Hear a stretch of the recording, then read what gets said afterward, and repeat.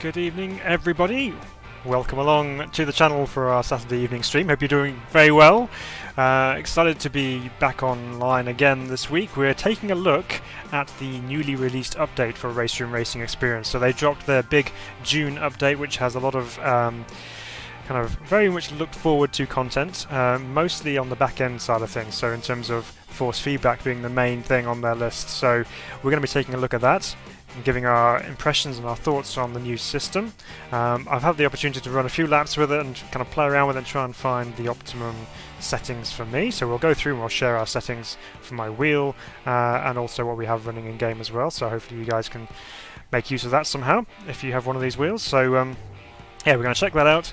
We'll run a variety of different types of cars and see how it feels and if there's an upgrade in terms of feel. And then after that we're going to jump into some ranked races just to kind of put it to the absolute test. So looking forward to doing that and see what kind of racing we can have this evening. So without further ado, let's jump into the sim, which is here we are. So we have... Before we get into anything serious, so let's take you through the settings side of things. Let me just turn that off there. There we go. Right. So, obviously, first of all, there's a nice shiny background to this. Main menu's not changed anywhere, but when you go into the let me get my chart up. There we go.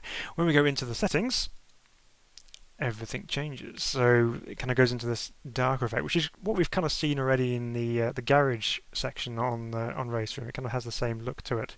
So things have changed a little bit here. You can see there's throttle, brake, and clutch inputs and steering inputs over the top here, and the general layout of the settings has changed. These different tabs rather than vertically in the same style as the main menu. So it's kind of interesting that they've gone for two different looking UIs. It's interesting, but that's by the by. So head over to the controls section. Obviously you've got the control settings here, so you've got the various options available to you for presets, and obviously key bindings here. You can go in and change it. So this is all slightly overhauled here, so you can click bind or delete a certain mapping.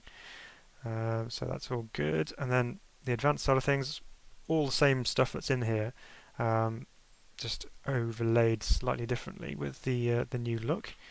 And then force feedback. This is where things very much change. So in the previous version of RaceRoom, they were running the force feedback system was based around what we call canned effects. So you'd be looking at curb strikes, you'd be looking at road feedback, you'd be looking at understeer, and all that kind of stuff. And there's a lot of different things you could change and tinker around with in the settings to try and find something that works for you. So it was quite confusing for a lot of people jumping in saying, oh, I don't know what I'm going to set it up because I don't know what settings mean what and how it affects what it feels on the car. So you almost get yourself into a bit of a mess trying to figure out what you wanted to do there.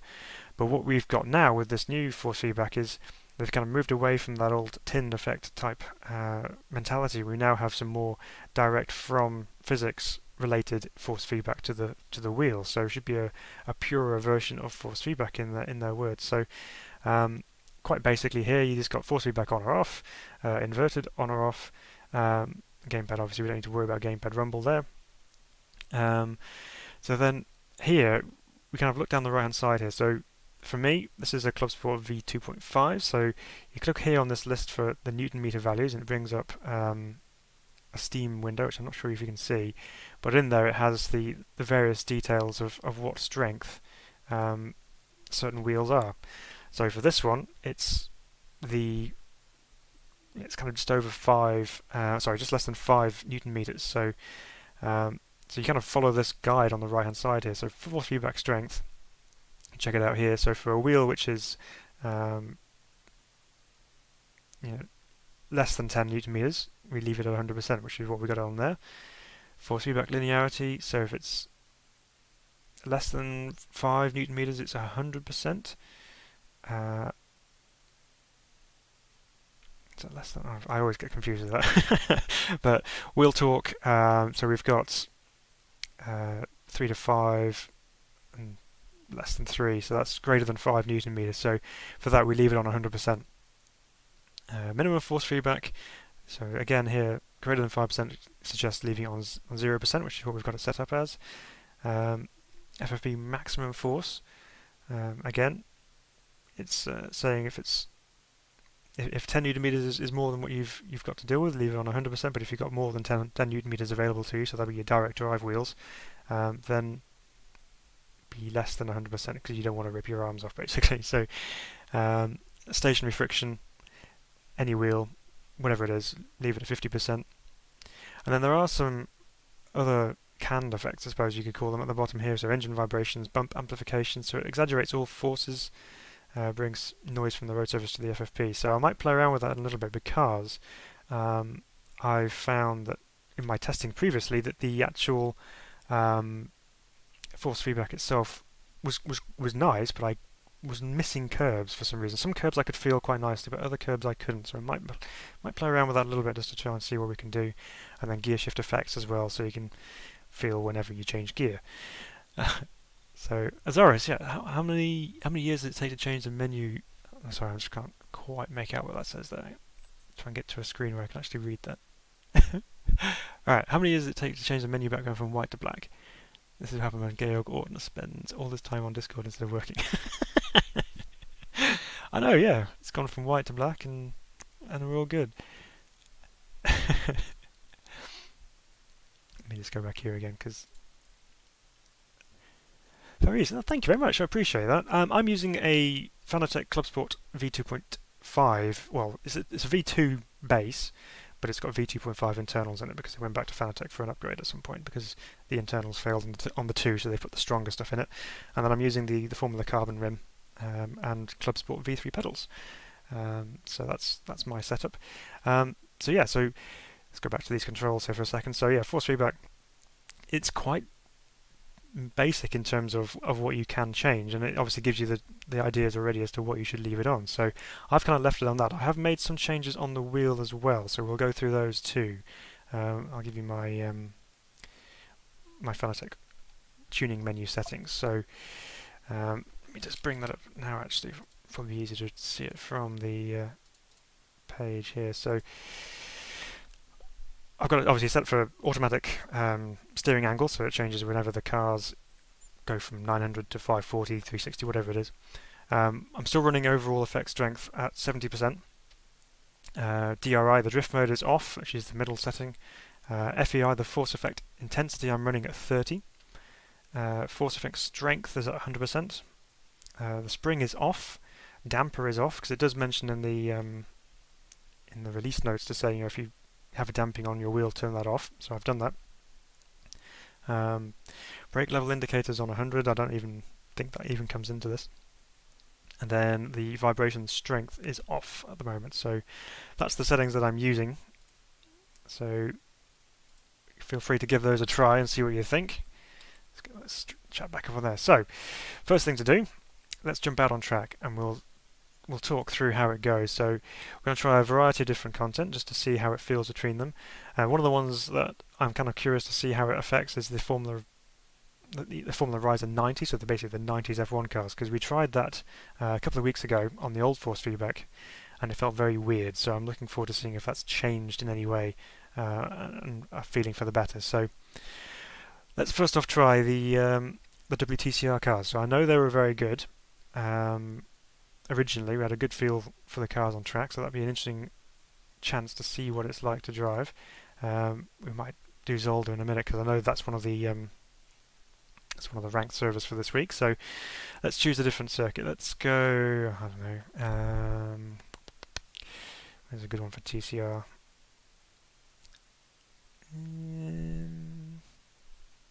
No, you know what? We'll leave it on Zolder. We'll do that. We'll get some practice in. So we'll load in here, and we'll see what this car is like to drive. So big things were made of this new update for the force feedback, and some people found themselves a nice happy medium in the old style of force feedback. It'd be interesting to see what they think of this new one, because from playing around with it earlier, it is quite different. So let's just load in here and see how it goes. Just having a bit of a moment to load. There is. You've tried the new RaceRoom FFB. Great compared to the previous version. Okay, you like it. It's good. Yeah, it's the RF2 for force feedback purposes is pretty. It's pretty intense, isn't it? It's pretty good. So that is pretty much the benchmark for force feedback. But it does feel good. This does feel good. Yeah. Ooh, that's interesting. I've not seen that before. It's cut off part of my UI. So yeah, so again, we jump into a session on track, and the UI is changed to this black version. So we don't have the standard white, large, chunky buttons. We now have this more basic-looking UI. If anything, it goes through the settings on the session. This is quite a nice touch to have the leaderboard and then the tyre type that you're running, all the cars, and where they are, whether you're on track or in the garage. So that's quite nice to see that as a rundown straight away. You get to see how everyone's doing without having to click through to the race monitor, for example. See, there we go. This is what we're used to in the garage. It's exactly as it was. So they just kind of carried that across to other areas of the UI. So in the Link & Co, let's take it out on track and talk you through it.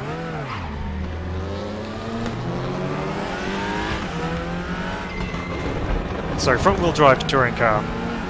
What are we expecting to feel through the wheel for this one? Well, of course, being front-wheel drive, there's always the opportunity for the car to break away if you put too much power down, and that in turn should make the steering lighter because you've got wheel spin and you've not got the grip on the road because you're breaking that traction. So I would expect it to be kind of heavy-ish, but when you start pushing on and you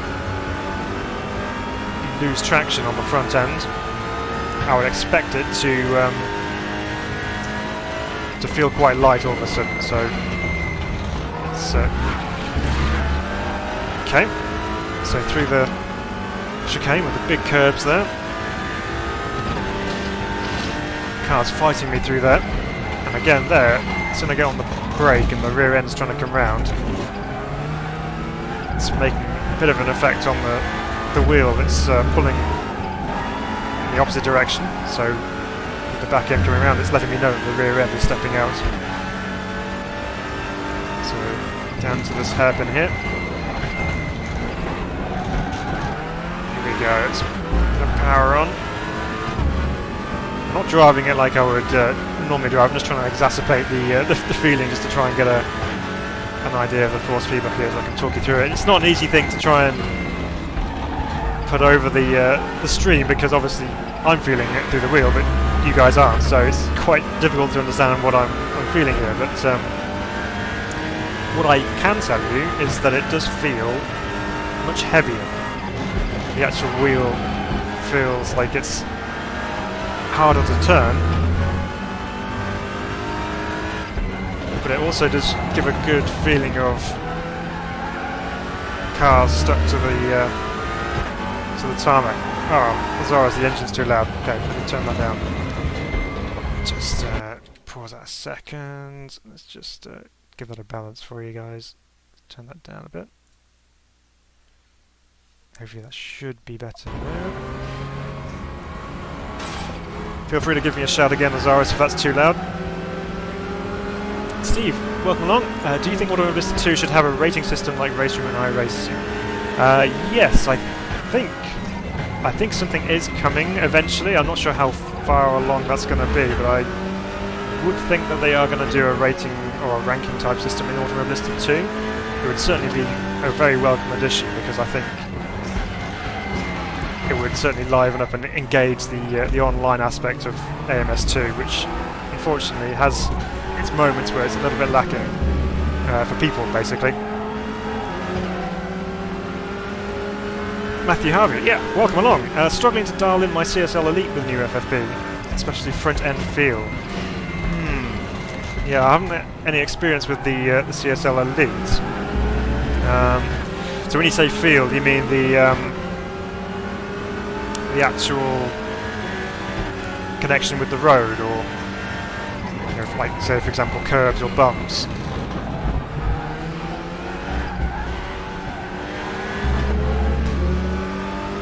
turn on the FFB meter. I'm going to have to find out where that is, because I know there should be one, but I don't know what, what button it is to do, actually. I'll investigate.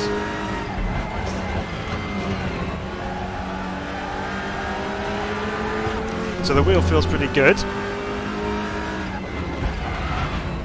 Good amount of weight going through the wheel. I can feel that no problem. And when it does spin up,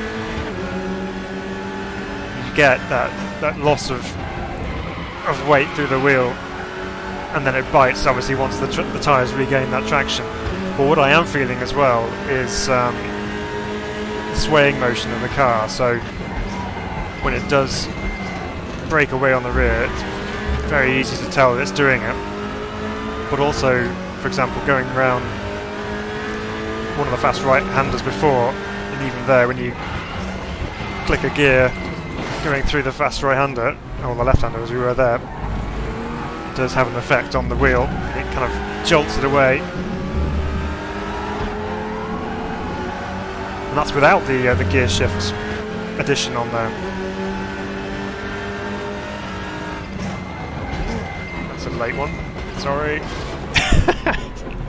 Just rolled on the AI. Right, let's find that. The meter. Let's see if I can find it. If you know where it is, please shout up, because I don't know. Is it a toggle key or something? FFB meter. There we go. Let's bind that. So we'll bind that to that button for the time being. And while I'm in there, I'm also going to just, I wonder if I can do that while we're in here. I can, right. So I'm going to put the bump amplification up. I'm just going to start it gently for now. I'm going to go to 10%, because I don't want to blow it out.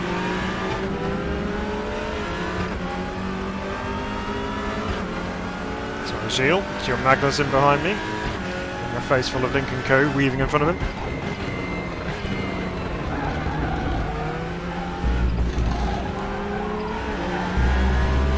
Let's turn on the meter. There we go. So you should be able to see that on the left now. So the idea being is that the force feedback line, which is the green line, shouldn't go above the red. Which it is there. It's clipping a little bit.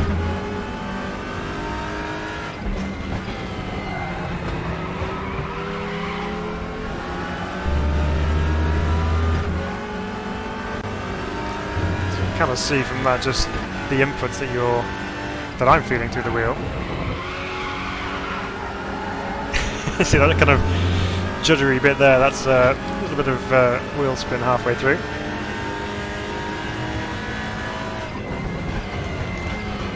Be interesting to see it as we go around this fast left-hander here. So yeah, some clipping as we're hitting curves there.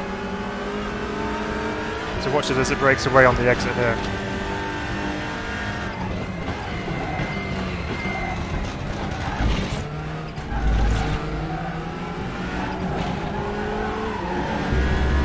So in general we're below that red line, but there are a couple of spikes just as we hit the curbs. But overall it feels pretty good. I'm quite impressed with it. I think a lot of people might struggle with it because it feels different. It does feel very different to the old version. Okay, so Matthew, all front end feels smooth, flat, just to the multiplier, etc. Do get wheel resistance and rear rotation info. Front wheel drive cars feel not as bad. Okay. Yeah, so there's not an awful lot of moving about on the wheel when you're driving around the straight. You don't get all the kind of bumping around which you may have had in the old force feedback settings.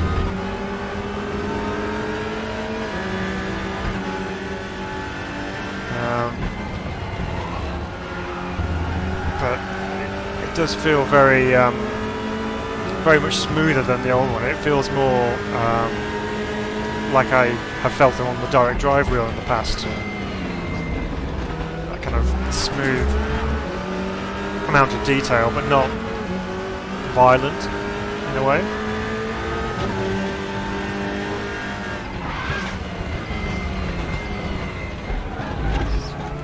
surge past the Alpha there.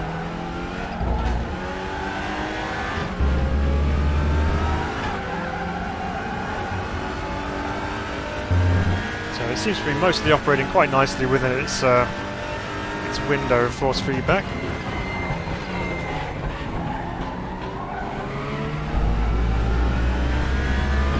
Okay, so what I might do, let's just pause it there a second. I might just bump up that slider at the bottom here. So we're on 10% for bump amplification. Let's go a little bit more dramatic here. Let's put it up to 40%. And see what happens.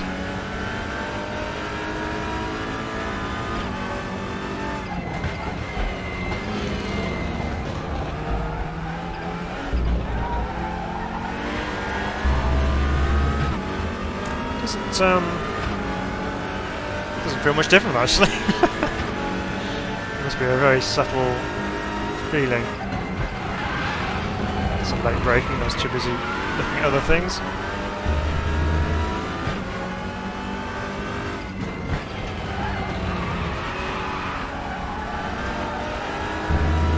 But it's quite nice to drive with this front-wheel drive car. You can get a good idea of what the car's doing underneath you.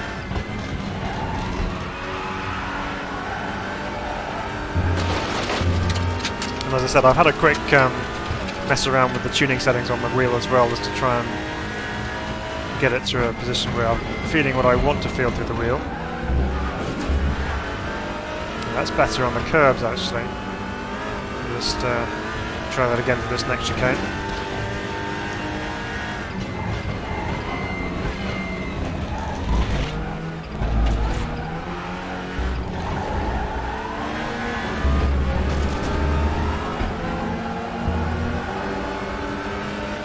Yeah, so I think it's probably feeling a little bit better on the curbs.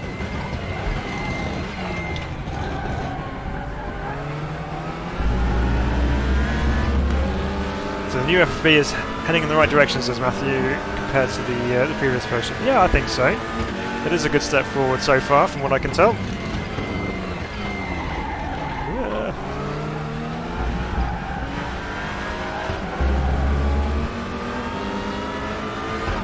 So I'm not sure, on your CSL Elite, Matthew, do you have much in the way of the tuning menu things to change? Do you have options to change things like force intensity and damping and all that stuff? I'm assuming you probably will do, but it won't be through the wheel itself, probably in the software. Have you had a go with changing any of that?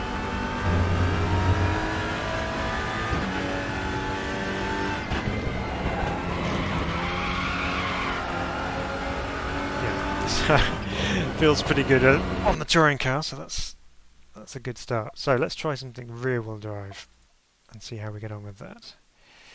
So let's choose.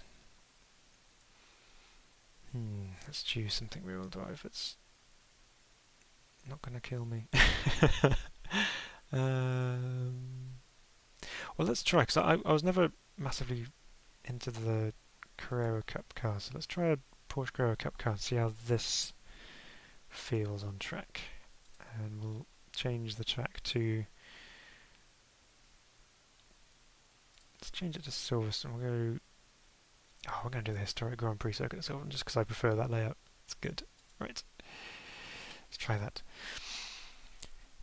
Because I think from memory, I don't know whether this may be completely unrelated, but the Porsche Cup car always used to feel very light at the front and very floaty on track, so it'd be interesting to see whether that's changed or whether that's just down to setup and car feel in general. But so far, not a bad start for the force feedback. I'm excited to try more.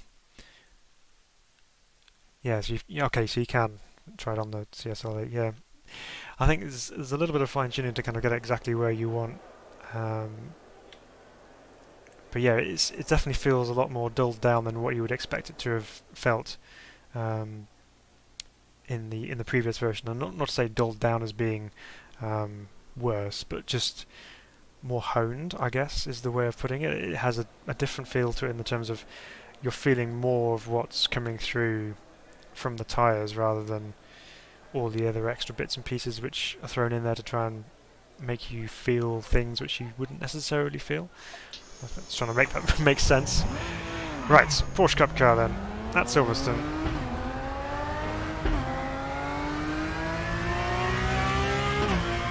Oh, sounds good. But that's okay, we know the sounds are all good already. So, let's see.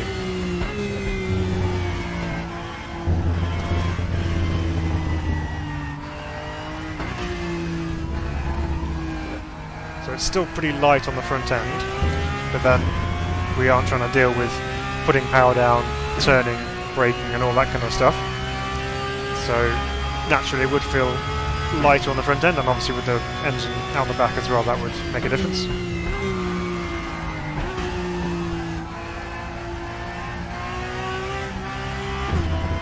Lots of understeer, that's a setup thing obviously.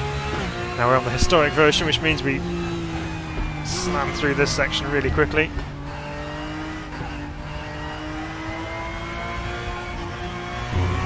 Turn.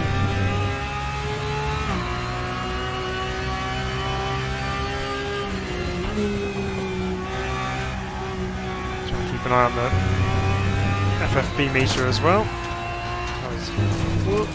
Close spike. So there's a big flat line there. As soon as I locked up the brakes, the FFB went from some to pretty much none.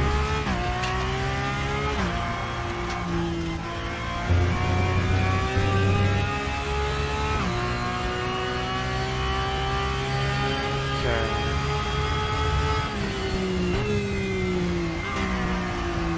Tipping it into Brooklands here. A bit of power into Luffield.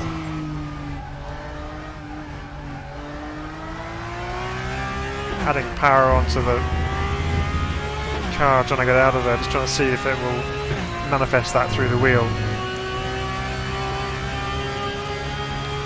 Definitely getting a lot of the bumps, so you can see the car moving around quite a bit. And I'm feeling that through the wheel because the car is just kind of... the wheel's just kind of just hopping, just slightly. It's probably the best way of putting it. So it's just rocking backwards and forwards. It's not trying to pull the wheel out of my hands, but it's just there enough just to let me know that there's some movement going on. Should lower your wheel rotation. Yeah, I know. I've been feeling that recently. It's a bit weird. It feels like I'm putting in more rotation than I should be, even though we're on auto mode.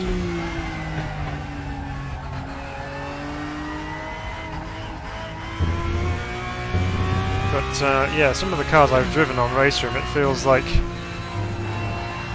I'm having to put in way more lock than I would normally do for the same car. So I don't know whether it's just something up with my settings or not, but might increase the wheel angle. Not that kind of angle. But welcome along, J273. Good to have you with us.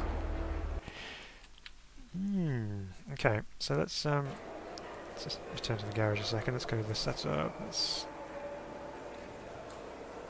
that's running 486. So I'm going to just turn it off auto mode for the moment. Let's put it down to 480. I'll do the same on there. And see what happens driving on track. No, I don't use Funnel Labs. I've never really used it. I've always just used the basic Fanatec software. But maybe I should. Maybe I should use it.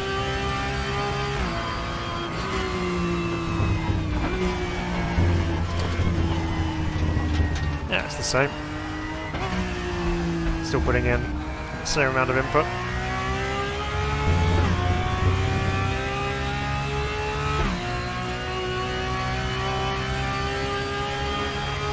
But yeah, so the feedback's pretty good. Again, it's giving me a good indication of what's going on underneath the car.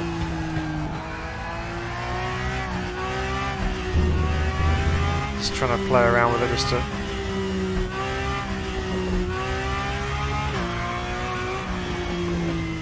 kind of... It's registering when I'm coming off the throttle. So if I've got the car turning, and I put the power on, I'm only feeling a change in the force feedback, or like a spike in the force feedback when I'm lifting off rather than when I'm powering on.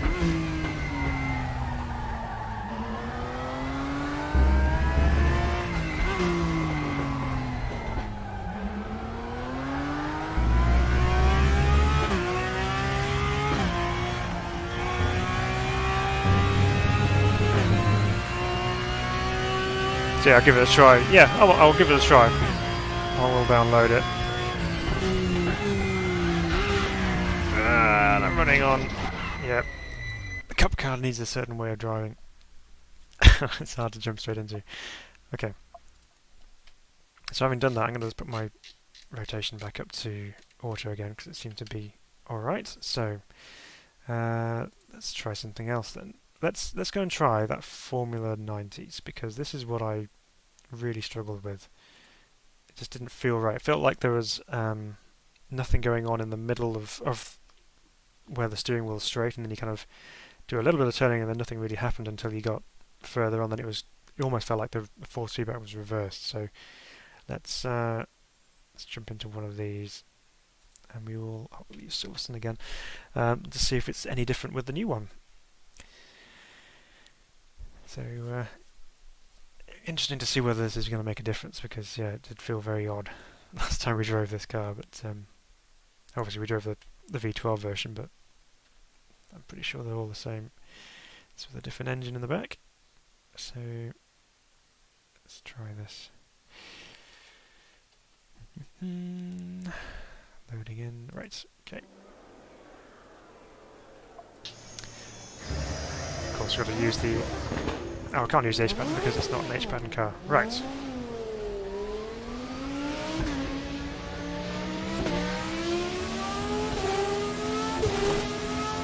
So straight away, when I go left, right, there's plenty of tension there, so that's a good start.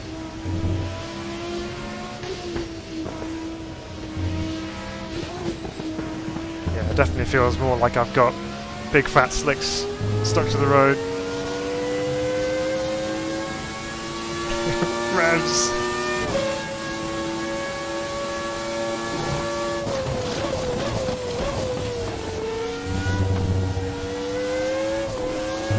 Oh, that's much better.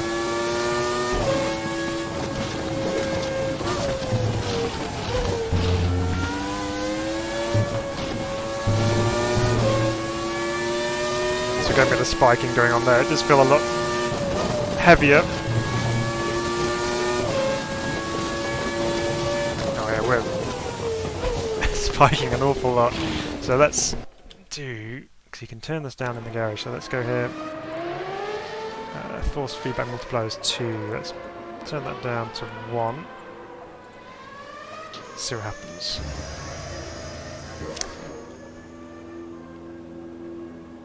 If you have it, try Laguna Seca for G-force info and detail. Okay.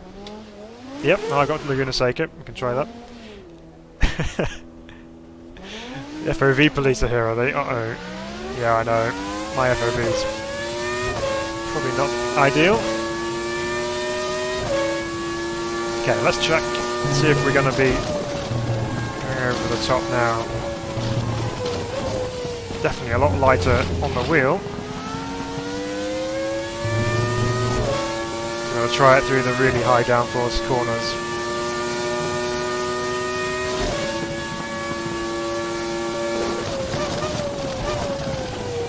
It's really light now, actually.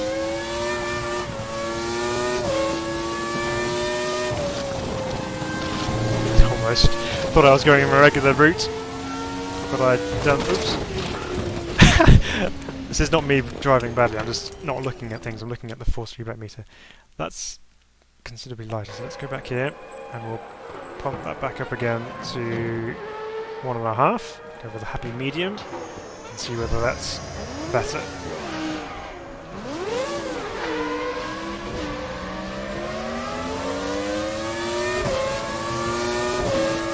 definitely a heavier wheel now.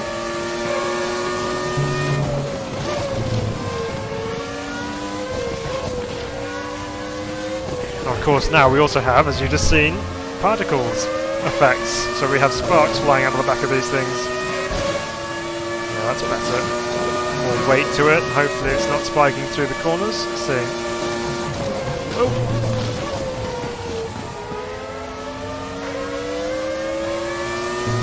Yeah, that's looking better. Let's try through here, flat out. Okay, just a little bit of a spike, but not much. Okay, this was the one which really set it off last time through. Fast turn one. Yeah, that's more like it. Yeah, so there we go. Bump up the force feedback on the garage, and that makes a big difference. So good. Impressed with that. That's much better than it was in the old force feedback with this one. So that's excellent. Let's try something else as well. Let's do a completely different car once again. And we will do... I will do... What we're going to do? It's, I'm hovering over group 5, but I'm going to go to the right. We're going to go group C. So let's take the Nissan. Go with that one, and we'll take this to... where should we go?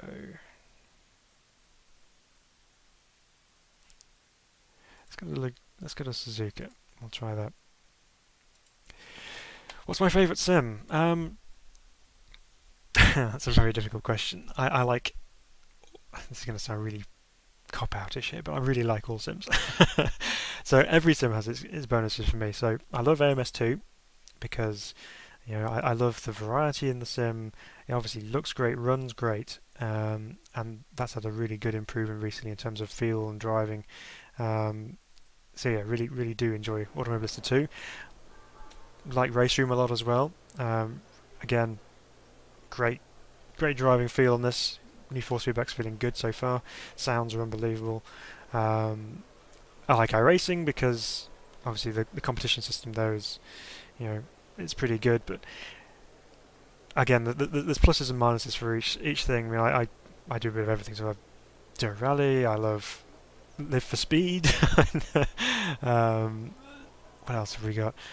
rFactor 2, again, excellent force feedback, limited in some ways and things, but every sim for me has its plus points. I enjoy driving every one of them in different ways for different reasons, but yeah, that's just one of the great things about sim racing. We've been so spoilt over the last 2-3 years with content. Obviously, Assetto Corsa is another good one. Assetto Corsa Competizione. Yeah, there's just so many good titles out there and so much good stuff, and there's something for everyone as well. So if you really like your GT cars, you've got Assetto Corsa Competizione, which really nails GT3. The GTEs in AMS2 feel fantastic. If you love F1, then we've got some good Formula cars in AMS2. We have Formula cars in RaceRoom, iRacing as well. There's something for everyone everywhere, so that's the great thing about sim racing. I love it. Let's try this Group C car out. Would you buy a motion platform? One, yes, I would, if if I had a rather large wallet, which unfortunately I don't. But yes, they are good. There's various different things. I've tried a couple of different motion platforms. I've tried the one which the RaceRoom guys use, which is the track time one. That one is just, the motion is just in the actual, where underneath the seat basically, so the rest of the cockpit doesn't move, it's just the seat. But that felt really good actually when I was driving that at the NEC, at the Autosport show. So that was really cool. I've tried a full motion sim when I was over in the States. That was a 6 DOF, and it was a very interesting experience driving that. When you're so used to not feeling those forces, it's quite unique to try and get used to.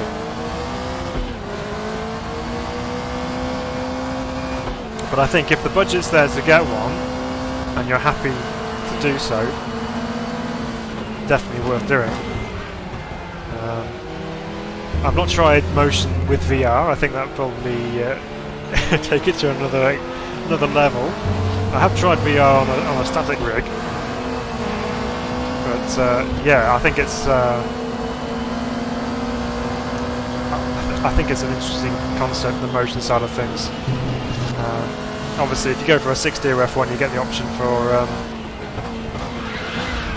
some Apex like me. No, you get the option for traction loss, which really helps the feel of the sim. If you've got a 3DRF or a 4DRF, you've only got obviously pitch, roll, and heave, but you don't get the side-to-side yaw movement.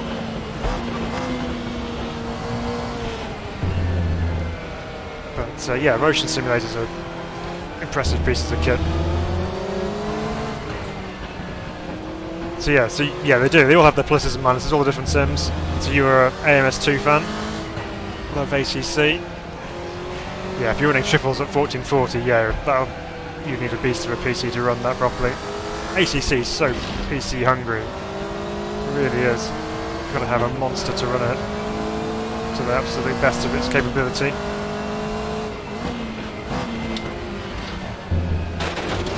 So, anyway, force feedback on the Group C car. I'm not driving it particularly well at the moment because I'm not paying much attention to it. However, it does feel very good.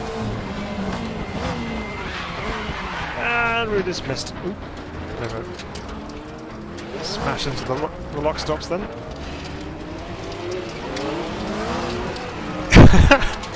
Gravel tyres. Careful. Rubbish race. I'm fitting base shakers next month. Oh, okay, yep. You're going for the actual butt kicker system, or are you fitting something of similar type? I've not tried base shakers before now. I've heard they're quite good, these tactile transducers. Oh, I'm just on the AI racing at the moment, just testing out the force feedback. We're going to do some servers in a minute. We're going to jump into some ranked races. Put the new force feedback to the test. So far, impressed with it.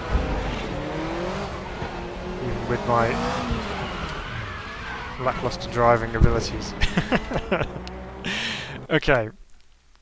So that's 4 different types of car, all of which feel pretty good. So good signs going forward for the sim. So yeah, some good updates. Force feedback is feeling pretty nice. So that's very positive indeed. Right, let's go check out what have we got in terms of ranked servers. I'm just going to come back out again because it did give me a rundown. So there we go. So. Silhouettes at Laguna Seca, NSU's ever popular Suzuka West, okay. M235s at Slovakia Ring, could be fun. P2s and GT3s at Watkins Glen, okay. GT4s at Motegi. I've never really done much at Motegi, I don't know, never really driven it much, so that could be tricky. TCRs at Zolder we mentioned earlier on, so we might jump into that if it's available.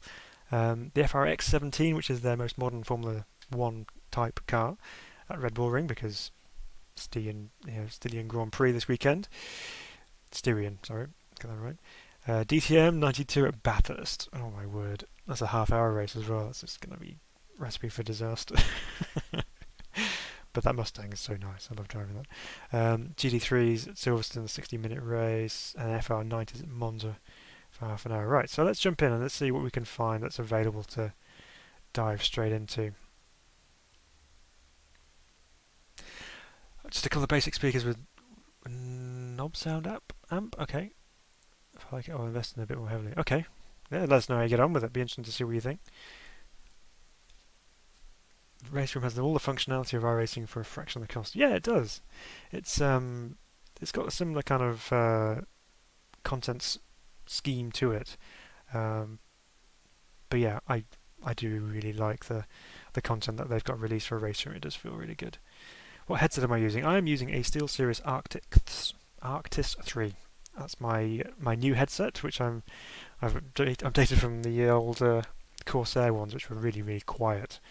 I couldn't make them any louder. I was just like I was whispering everywhere because I speak softly and quietly anyway. So any boost in microphone volume is always welcome for me. So we can jump in on the Slovakia ring with the M235s. What else can we jump on? Watkins Glen. Could do a bit of that. Zolder's ready to go. So there's 2 at Watkins Glen. There's 2 servers up for that. The rank servers keep going. Yeah, no, the rank servers are good. I'm actually going to try. I know we're not going to have a chance to practice, but we might just. Let's jump into that. Let's jump into this. Take the M235 out around the Slovakia ring because I do like that track. So let's choose a car here. Pick a colour, any colour. Oh, I'm going to go with this green one because it's nice. Server switching sessions. No, am I too late? Or am I? Yep.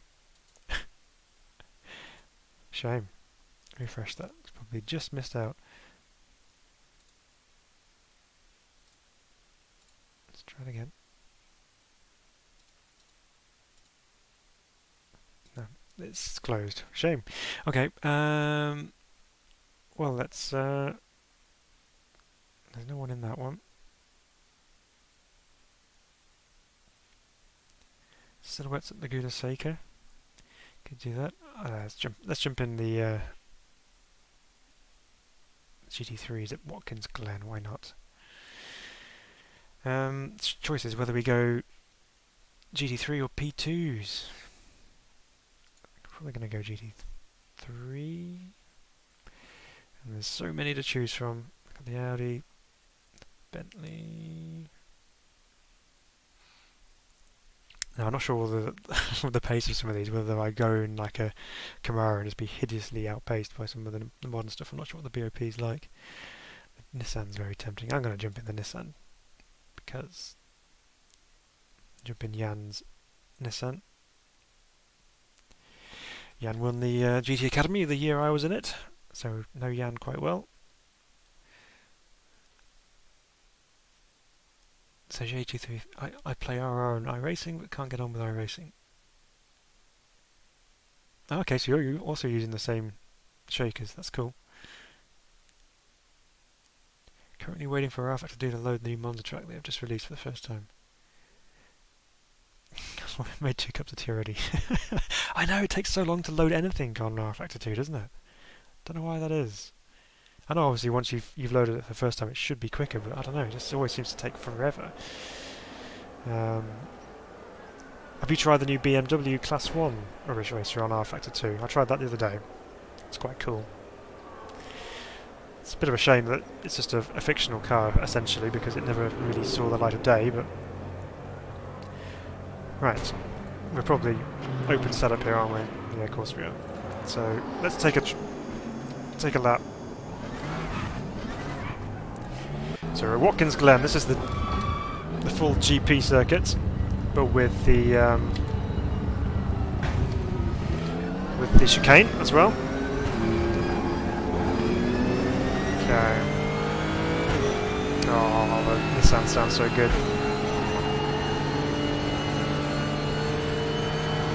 Flat out up through the S's.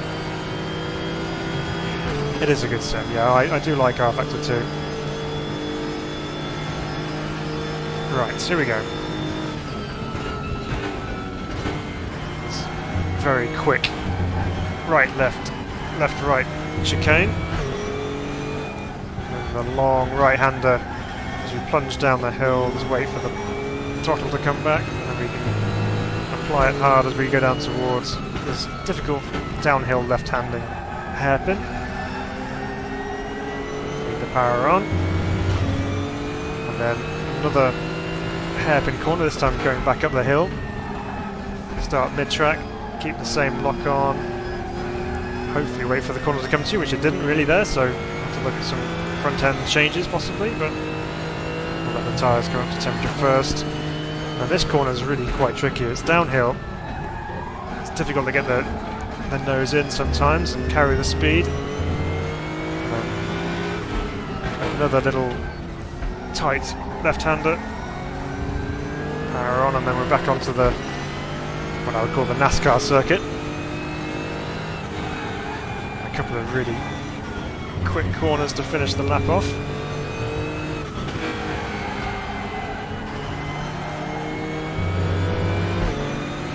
Here we go.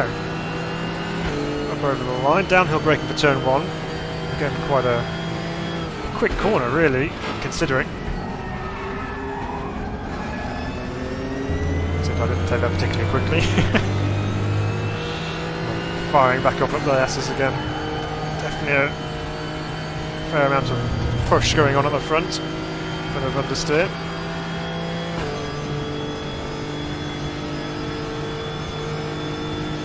Let's try and dial that out if we can.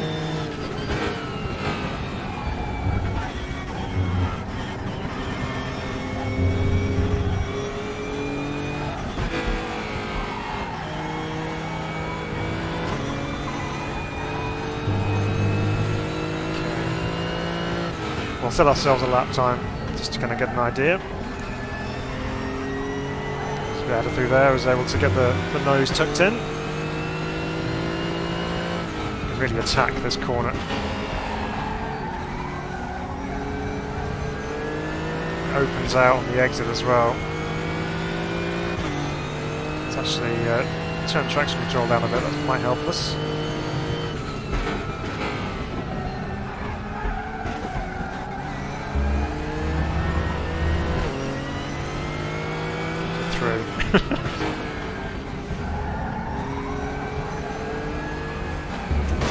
Wow, there's a lot of understeer going on. Let's go back to the garage. Need to tighten that front end up because it's just really pushy. Okay.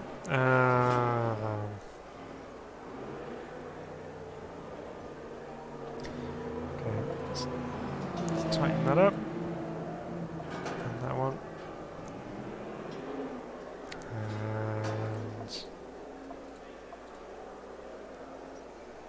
Preloading the diff. Let's unstable into and out of the turns and spins the inside wheel and exiting. It's not unstable. So let's decrease it.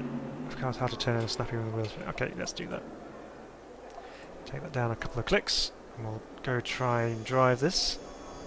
See if it's any better.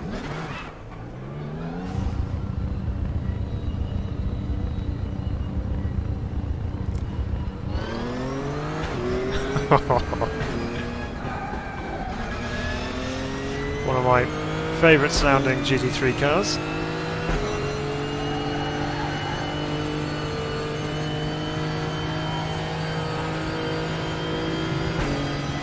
Interesting to see what it's like on the turn in now. We've changed the diff.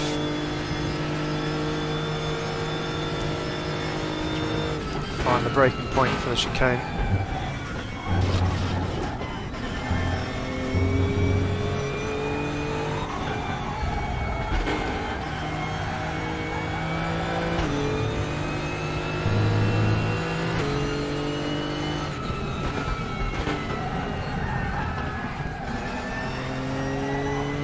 Feeling a bit better so far.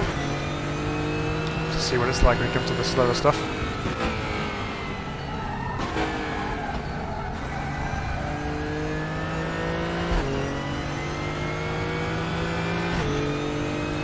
The GT3 behind us, so let's see if we can keep them there.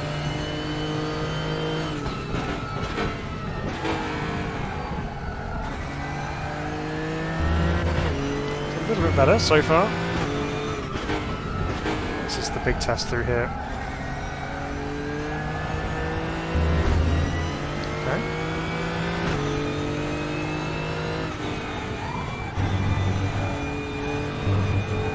Still pushing through the fast stuff.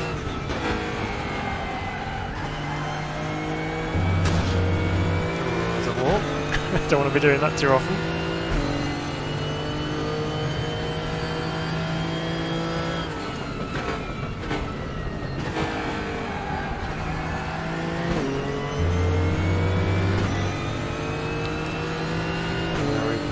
going to have to pick up some pace, I think, because we are struggling against some of these other guys by the looks of things.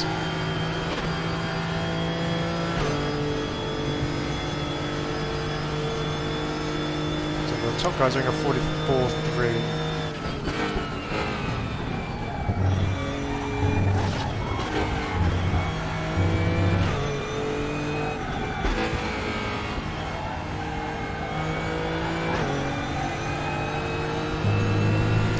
I can get on the power a bit quicker through there now.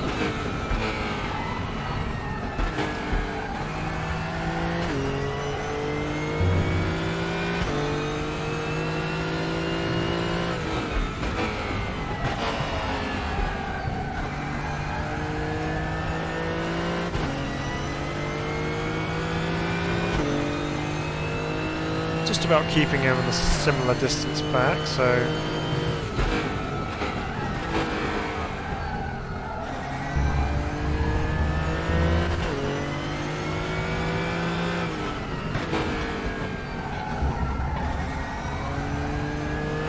definitely better through there that time.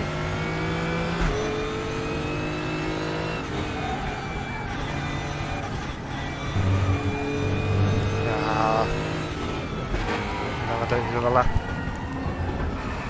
Still massive understeer going on. Right, let's go back to the pits. See if we can change that some more. So let's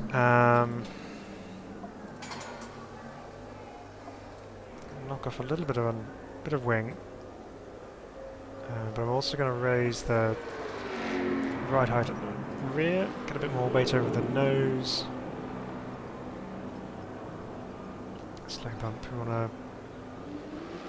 to soften that off, and slow rebound, stiffen that up, and slow rebound we want to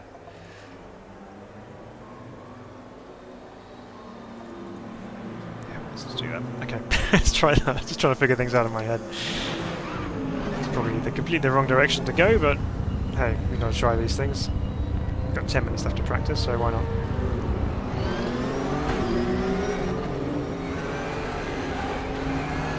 Ooh, hello.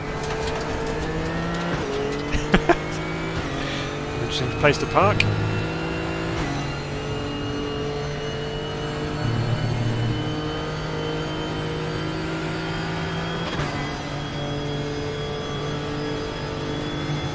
Okay.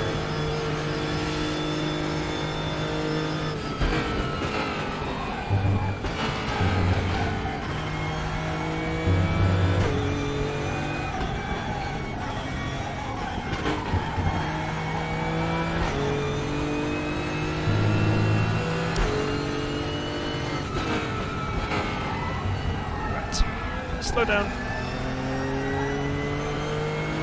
How do you practice and improve?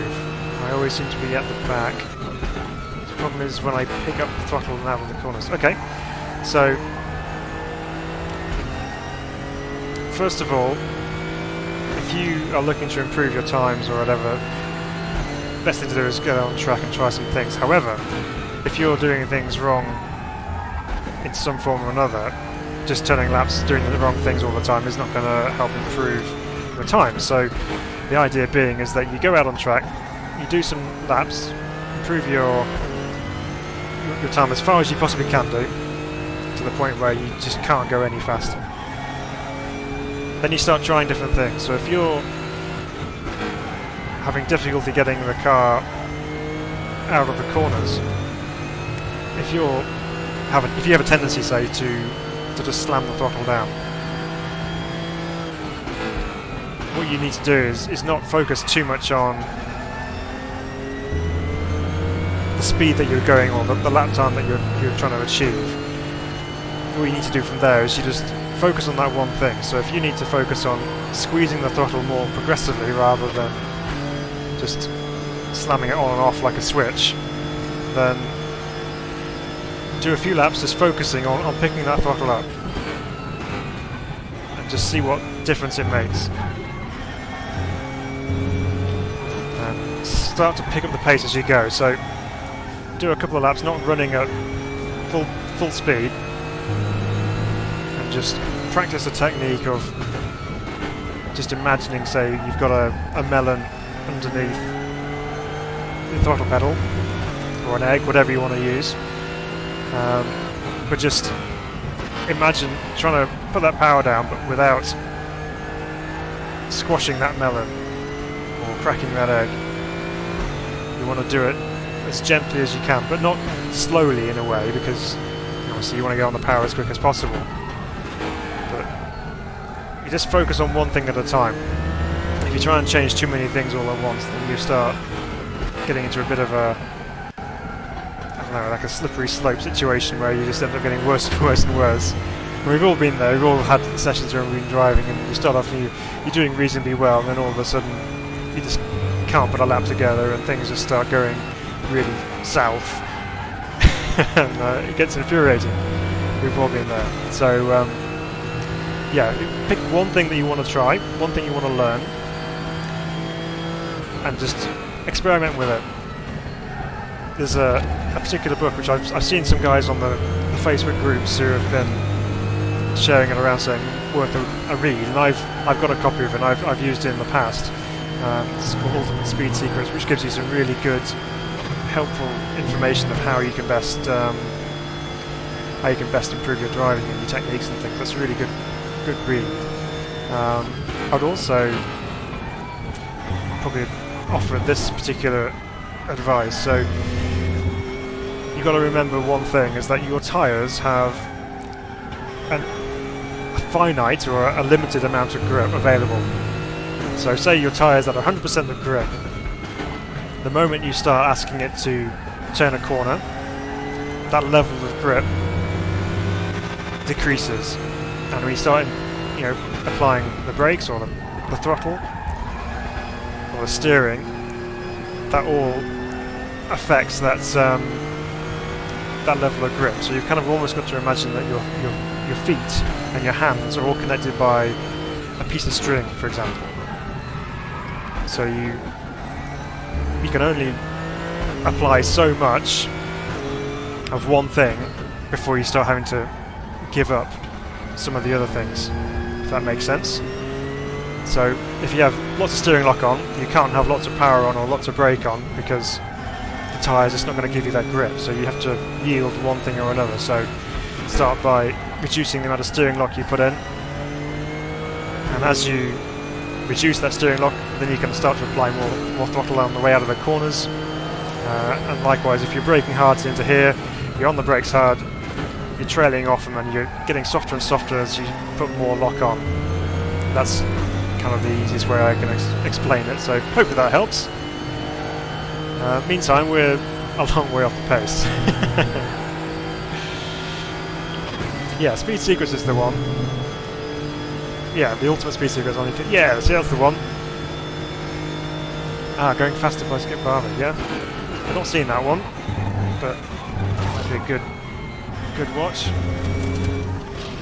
Okay, well, car's feeling okay. We've still got 4 minutes of practice left, so I'm going to just go back here. I know I've not been... Oh, we're miles off. I know I've not been concentrating too much, so let's... Let me try here to try and improve this. I'm going to just take a bit more wing off. We're at 3. What else can we do? 2 wings. Let's see, soften some anti-roll. I know I've stiffened them up, but I'm going to soften the front one. Just soften the springs as well, just a touch. And try in desperation to get some quicker lap times. A good 4 seconds off the pace. Ridiculous. Some quick guys out here.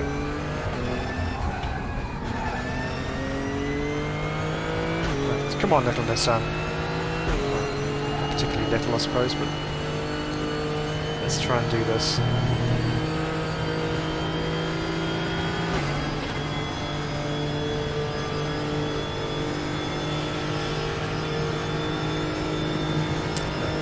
Hard on the brakes.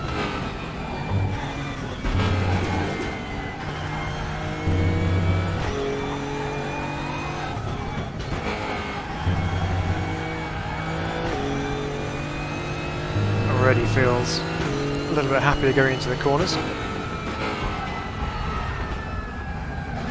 As it would if I slowed it down.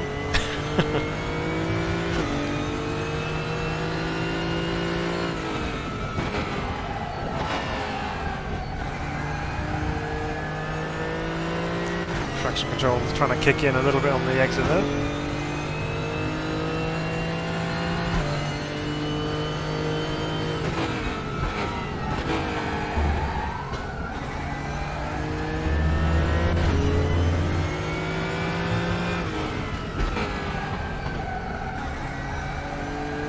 So you can hear in the middle of the corner there, I just kind of picked up the throttle. I didn't put it all the way down, so just kind of locate the throttle and then apply it more fully as you get through the corner.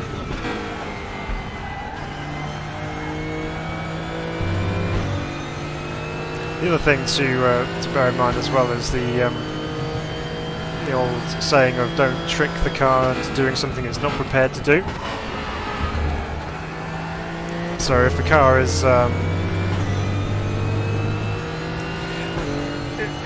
going to a corner, the last thing you want to do is just create some really fast input to unsettle it and make it unhappy and just not even turn in anymore. So smoothness is always good, and you just got to keep the car happy.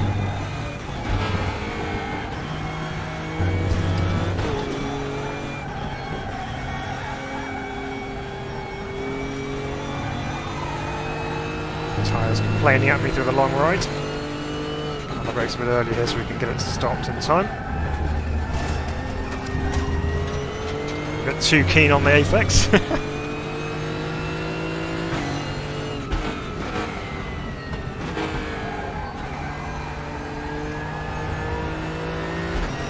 We get away with a little less ring actually, if anything, but we'll finish this lap off and see how we go.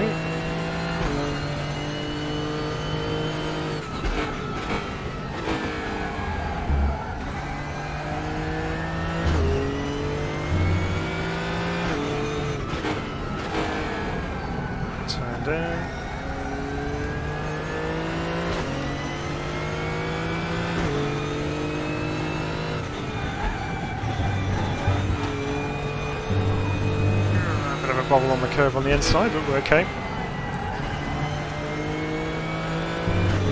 More comfortable through the last corner there. This should be quicker, but not quick. Yeah, so we knocked off a fair bit of time there.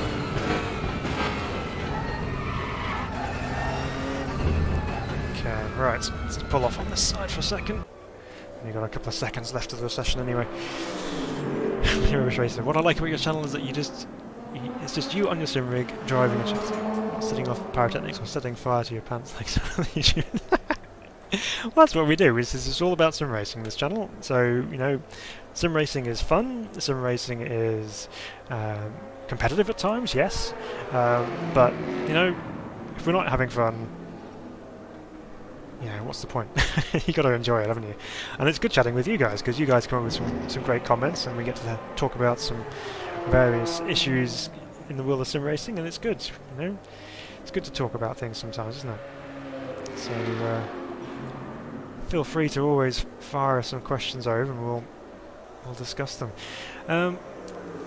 Car's feeling alright. I'm going to be brave and just take off some more wing. Might be the wrong decision, but hey ho. Yeah, so fuel levels quite high up there. Not going to get a lap time in here. Oh, I can't because it's finished anyway. Private qualifying, it reckons, so I'm not going to have any of the cars on track getting in the way, i.e. me, because I'm going to be getting in the way of quite a lot of these guys by the looks of things. So let's prepare for qualifying now. Let's take some fuel out. So we don't need 16 laps worth of fuel. I'll put 3 in just to give me a chance if I don't get the first one done. So, yes, this could be a tricky old race. We've got some cars reasonably close. We've got 2 guys ahead of us who are on pretty similar times, 47.3s.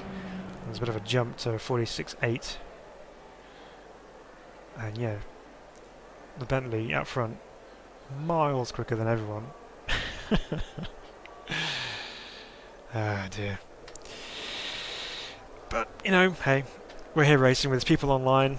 It's good. We can jump in and we can do this. So, have you thought about doing a midweek stream? Yes, I have. I have thought about doing a midweek stream, and I would love to do a midweek stream.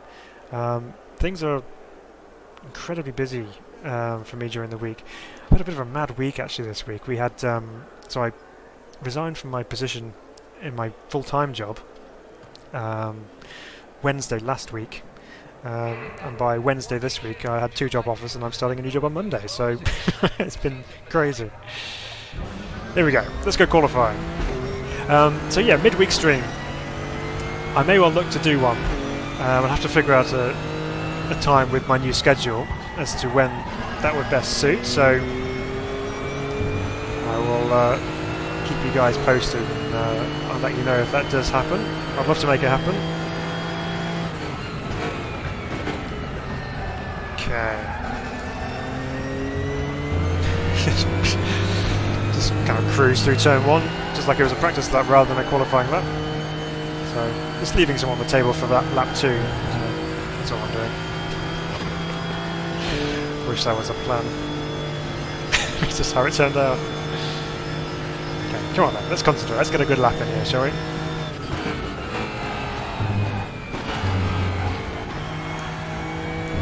Nice through the chicane. Keep it tight. Back on the power again. Car's feeling pretty good. Obviously we've taken a bit of fuel out, so we're running a little lighter. Car's feeling good actually. He hasn't detracted too much by taking that extra clicker wing off. I feel like maybe this is one of the corners where I'm losing time on the guys ahead. Just feels so slow through there.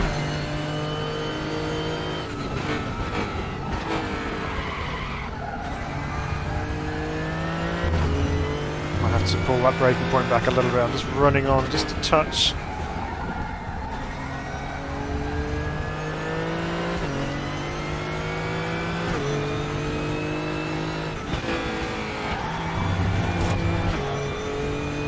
Time through there as well.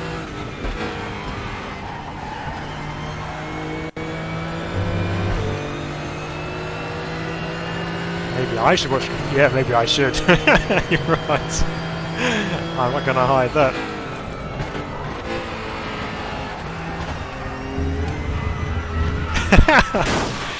Oops.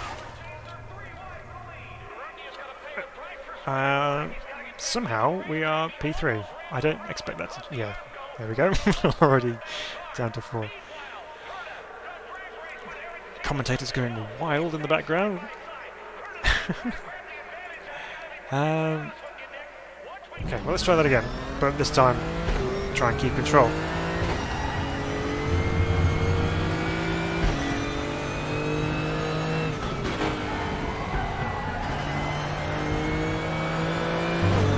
I could probably use... I can always use tips to go faster. I mean, I'm no perfect racing driver. You know, I can go reasonably well, but there's always time for improvement. And then if I was out there just absolutely smashing the competition every single time I went out, I'd get pretty boring pretty quick.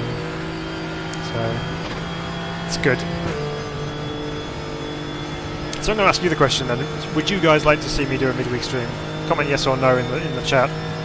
I'll leave that up to you if you want to see that happen, and I will do my very best to make that happen.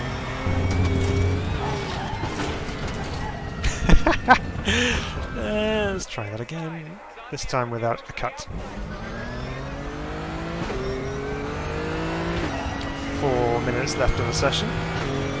Plenty of time.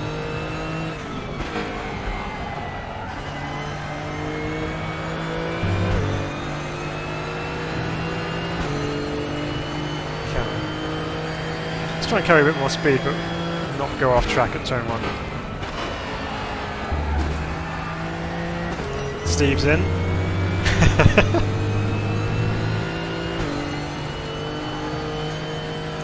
It's good to know. It's good to know that you enjoy watching the streams.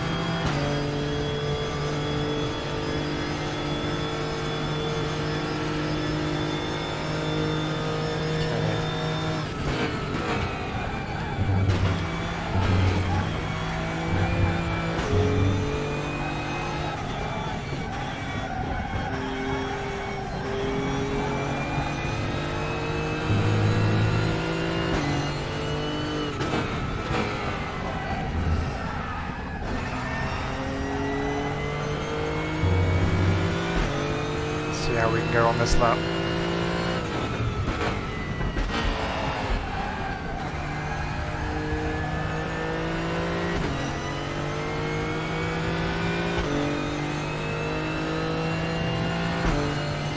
Brake a little bit earlier here.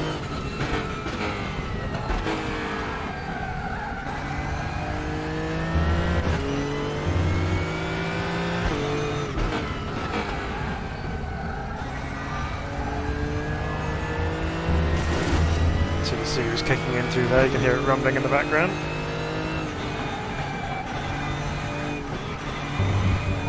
That's too far off. Wasn't going to be an improvement in. Anyway. Keep those incidents down.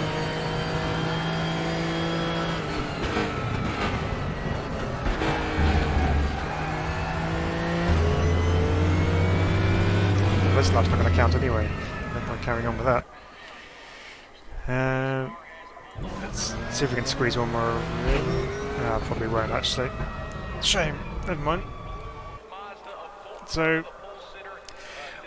well, we're not last. We're in P8 in the class. So, yeah, there's quite a few people behind us actually. Okay, we just dropped another spot. Top and only Nissan. So we're flying the flag for Nissan in this one. There's everyone else running. Corvettes, Callaway Corvettes are right up there. A couple of BMW M6s. The Bentley's still miles out in front. So yeah, okay. We've got some P2s and we've got some DPs. We have got some Daytona prototypes in here as well. Alright, let's put some fuel back in because we're going to need it. So 15-minute lap, sorry, 15-minute race, and just under 2 minutes a lap. The commentator's going nuts. So let's put us down 13 laps. That's a bit too low. I'm going to put 16.8 laps in there.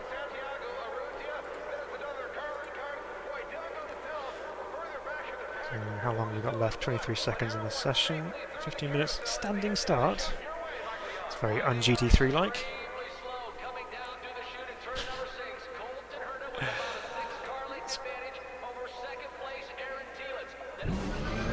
It's going to sit in the car so we can actually hear ourselves think over those commentators. Right. So a second. There we go. Perfect.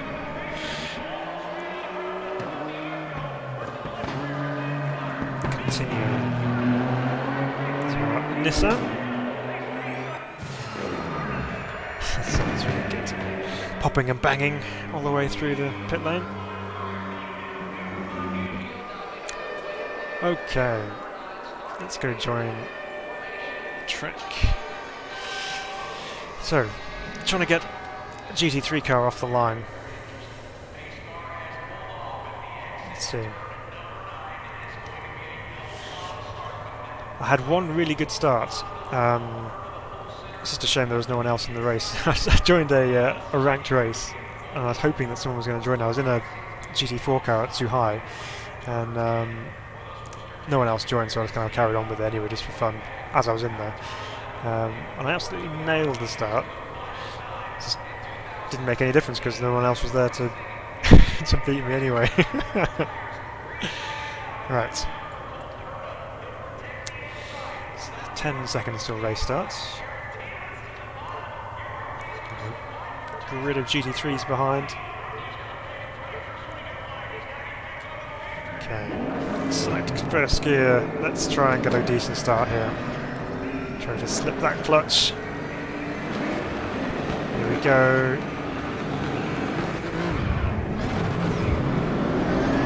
Yeah. That had a better start than the Corvette alongside us, so let's send it down the outside here. Some space. Oh, the Audi had a bit of a moment going up the hill. Might go for another one here. It's 2 spots off the line.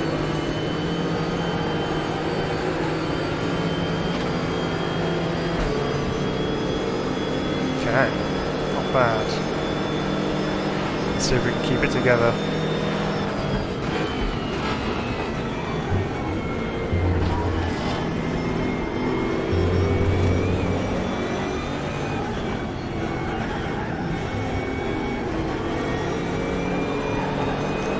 So much heavier with all the fuel in it. Let's go defend the inside here just because.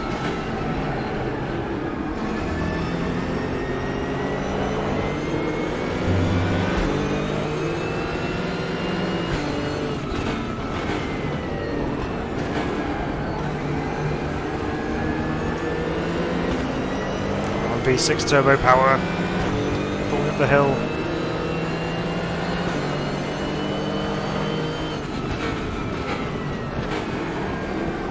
Like a late braking for the BM ahead.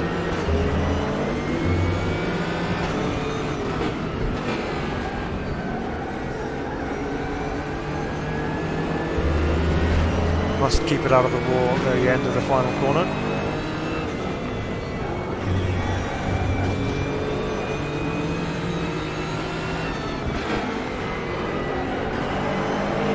Now, it's only a 15-minute race. I'm not sure if we're going to get lapped by the P2s, but we'll see.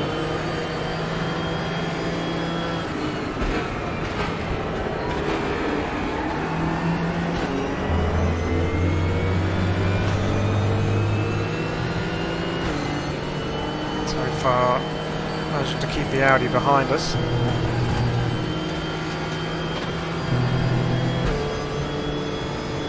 They're not losing touch too badly to the guys ahead.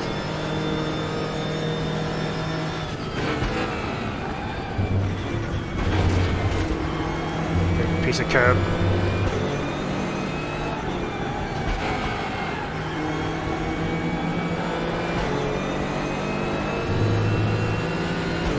It's all over me.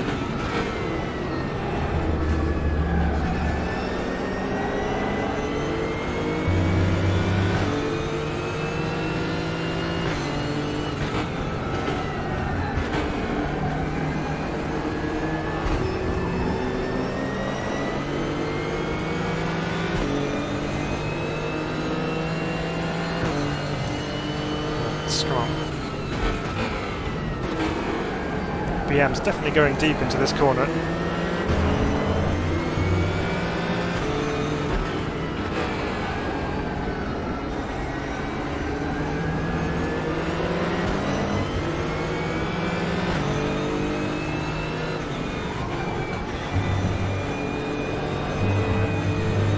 Yep, it's off track.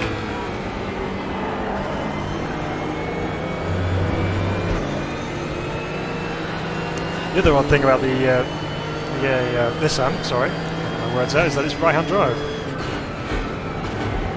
Well, as most race cars these days aren't. That's giving the Audi the opportunity. Give us some space there.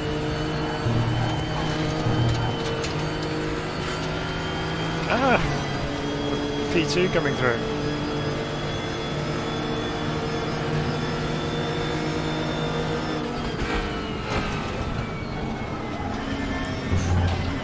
Bold move.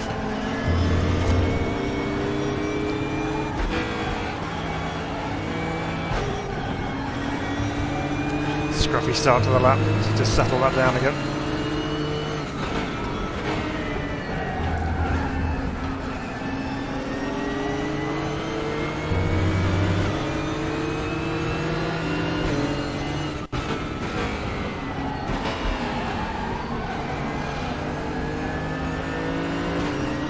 I'll tell you one thing, this feedback does actually make for a more involved race. It's a lot heavier, so my stick arms aren't exactly geared up for this. I have to bulk up.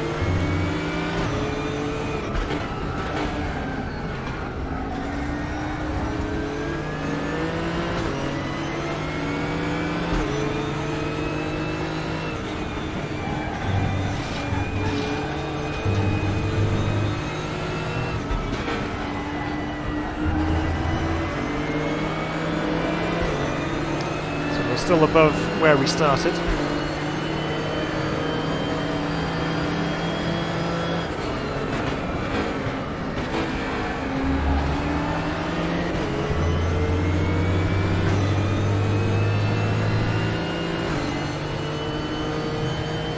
Neaten things up if we can.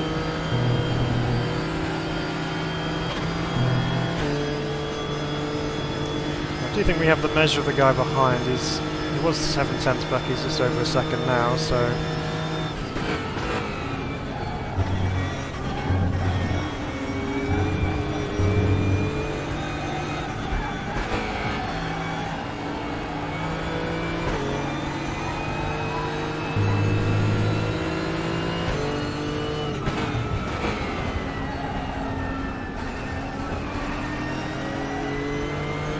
Sorry, no, he's brought it right back down to 7/10 again.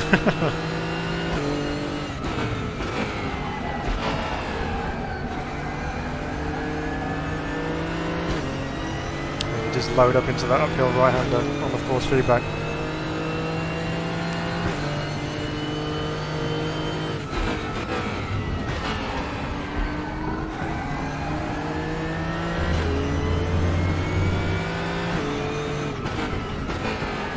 He's got company out behind, so that'll keep him busy for a moment.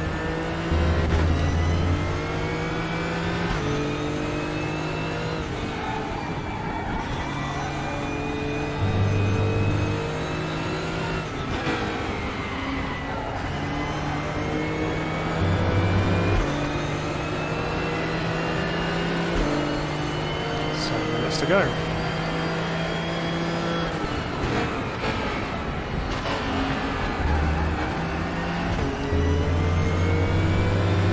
a bit too early going into there. I felt like I had to get back on the throttle just to kind of keep the speed going through the corner. So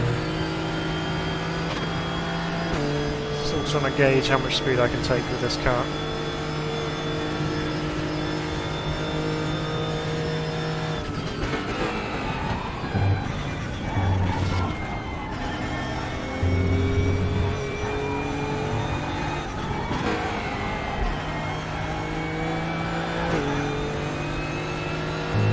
Easy through there then.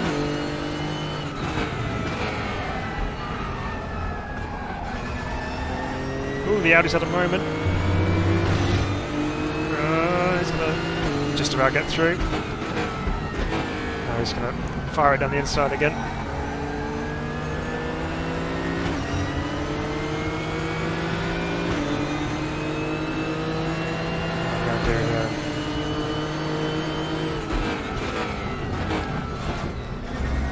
Get out of that.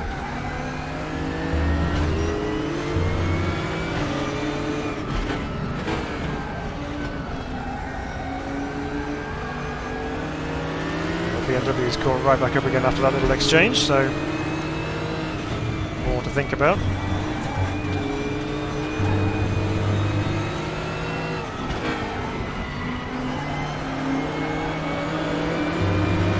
Oop, someone's off on the exit there.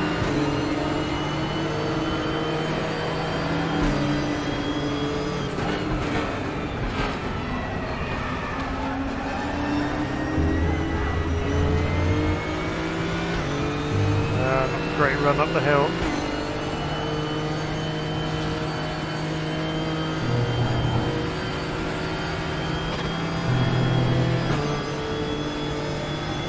Well, this one's just so much quicker in a straight line.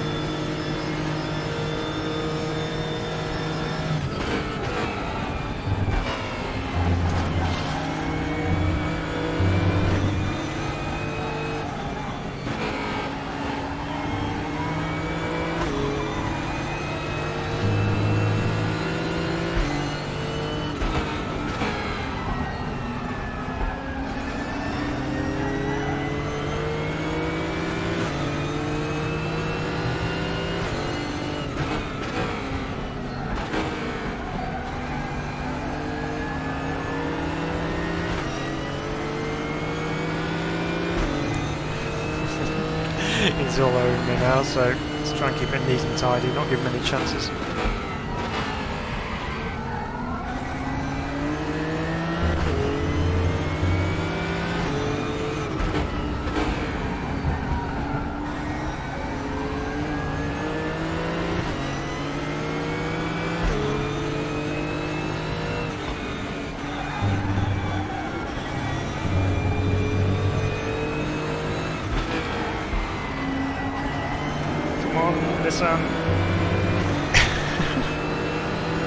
Do you like that version of Monza, the Rubbish Racer? I'll have to read that in a minute because things are getting spicy.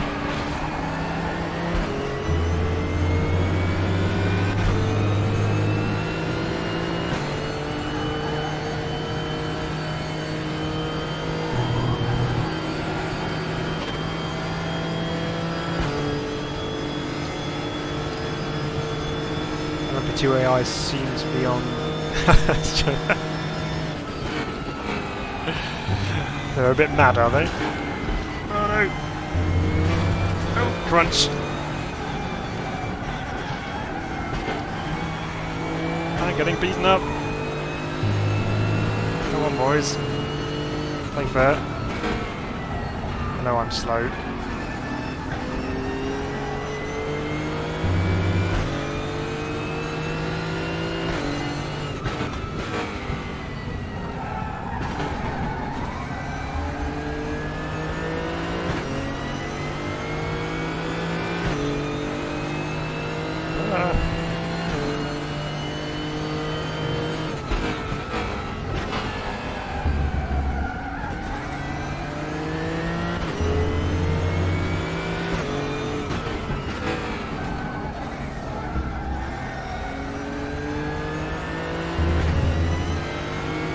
So much quicker than I am.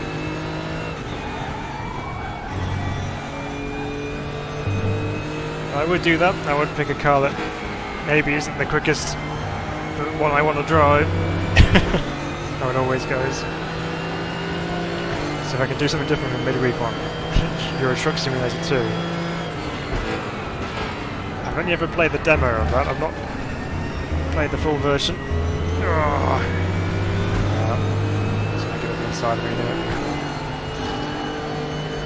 Try and use the straight line speed advantage of the Nissan and the slipstream.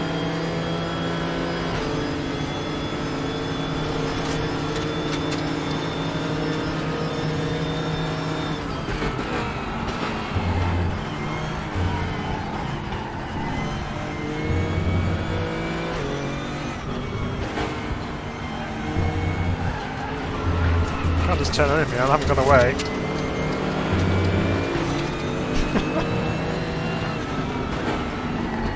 It's all getting very rough.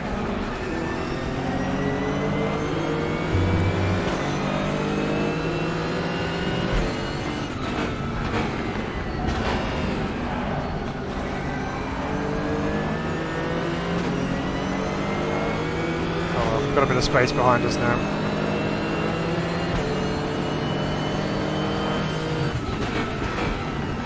I've gone a bit backwards in this one.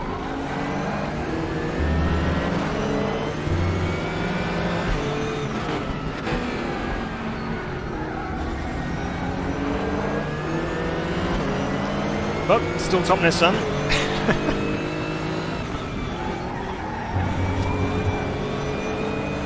That's not particularly hard to do when you're the only one.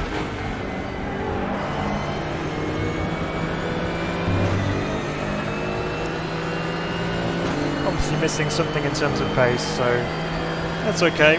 Let's do what we can.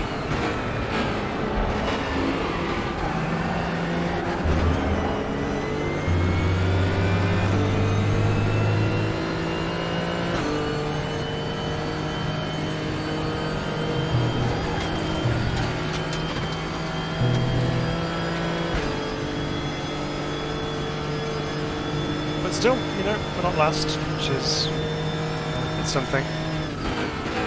So we're getting a bit hot under the collar up in front here as well. There's chances to pick up the pieces if it all goes wrong.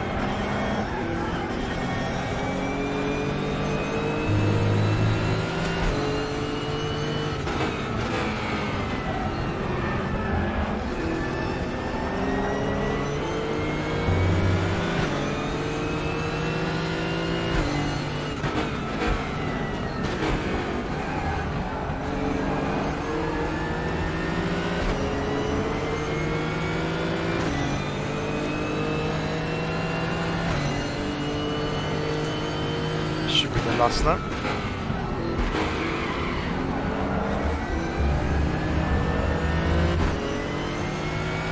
Definitely losing a fair amount of front end grip.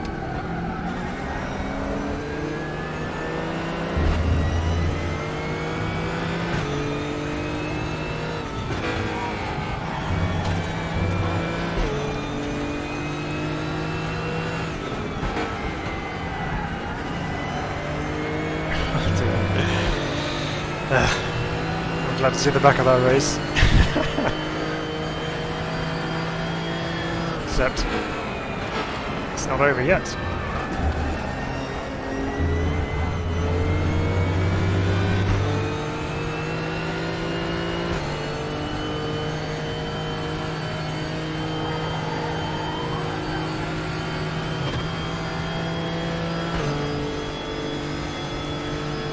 I always do that in RaceRoom. For some reason I always get the final lap thing and think, oh yeah, well, as soon as I cross the line, that's it, we're done. But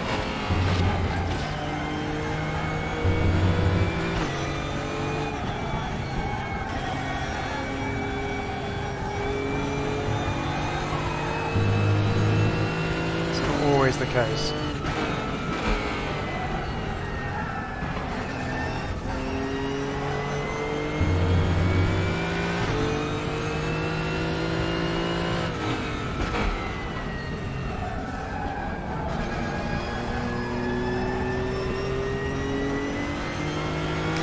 It's definitely not third gear through that.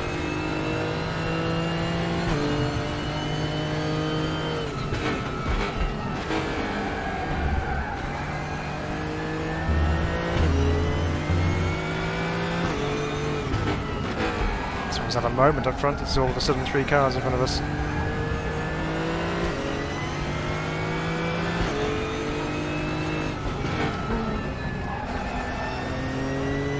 He ran out of fuel.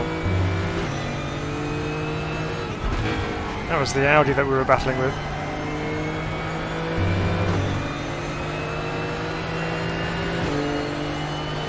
Well, it's an extra 2 spots. Finished 13th, we were 15th.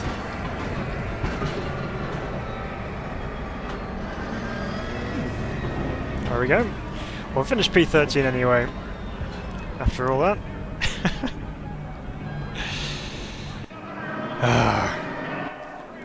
Mad.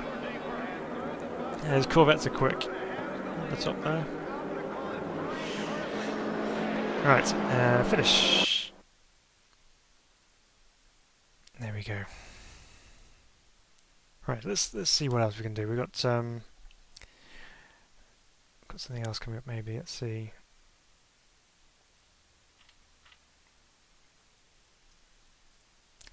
NSU's at Suzuka seems to be calling my name right now.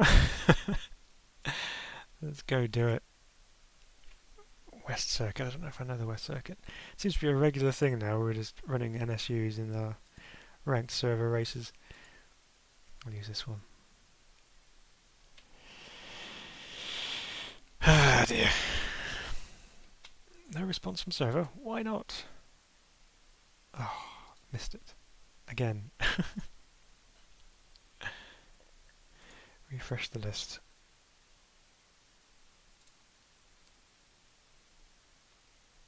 Oh, maybe I missed it because there's all got full up. Yeah, I don't particularly want to do Bathurst 92 DTM cars for half an hour. I think that'll probably finish me off. There's very little going on, isn't there?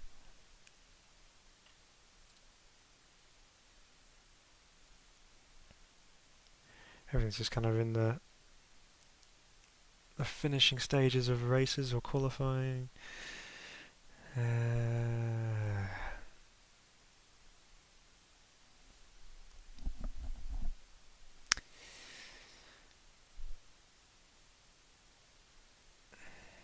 Okay. While that's all sorting itself out, let's just let's have a look, see how that affected our ranked stuff. Last one. Oh, it hasn't come through yet by the looks of things. Or has it? What was that one? Oh, it is today. Yeah, it's reduced our rating and reputation. Excellent. That's what we wanted. But I gained a position. How can that possibly be? Okay, so that's not that one though. 26th of June. Don't understand that. That's not the one, is it? Bizarre.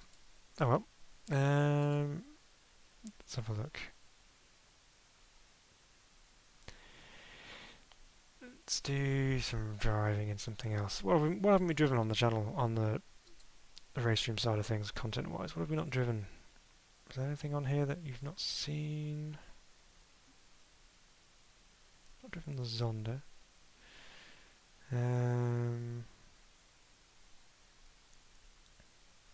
Driven most things on here actually. Let's try the Zonda. Let's just take this out because I don't think I've driven this before. Grab this modal livery here. Let's do something fun. What fun circuit can we go on?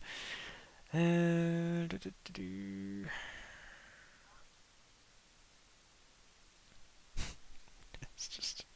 just hot lap the Nordschleife, shall we? In the Zonda. This is asking for trouble. And here's me turning down DTM 92 at Bathurst for the Zonda R at Nordschleife. It's just logic. Oh dear. Let's see what happens with this.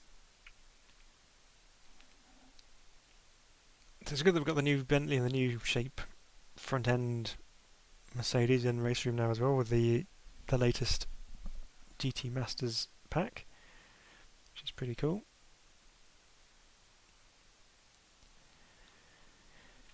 Of course it's going to take a while to load it. Oh, there we go.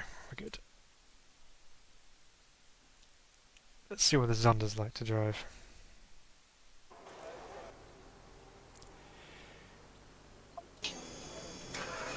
A bit of V12 goodness.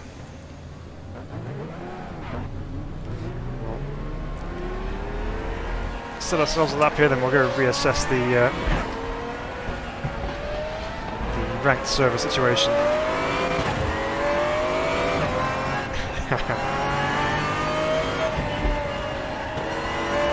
Sounds pretty amazing.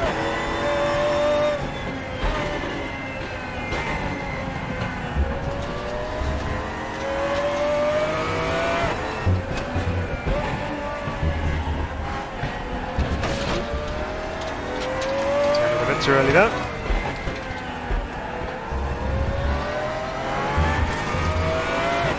It's the part of the Nordschleife that everyone knows because we always drive that first bit.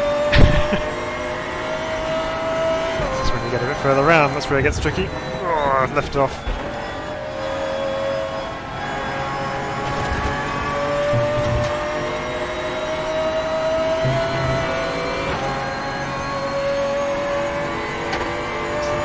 Quick bit of track down here, more air time, damn brakes just to make sure we make that corner, and then a dive bomb into into the right hander. See how those curves feel. Plunging downhill.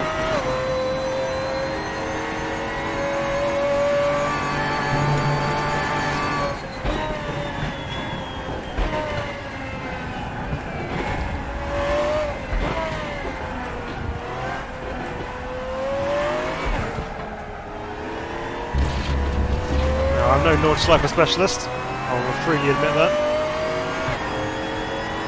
but I do enjoy the challenge of trying to drive it.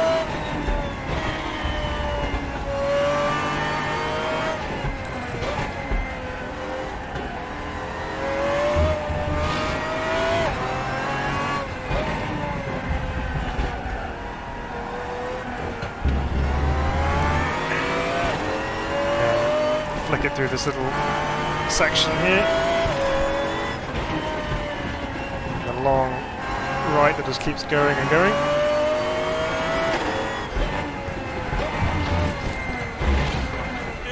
Stop. Well, I was saying earlier on that I was having difficulty feeling the curbs. I certainly felt that one.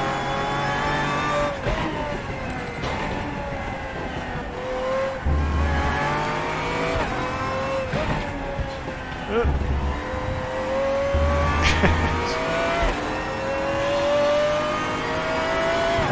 Get to the point where we can start to stretch the legs of the Zonda a little bit.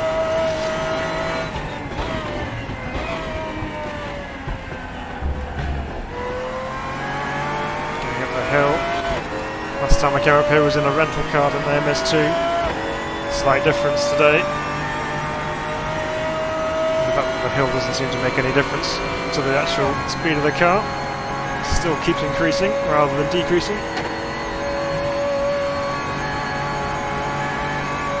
It's so quick.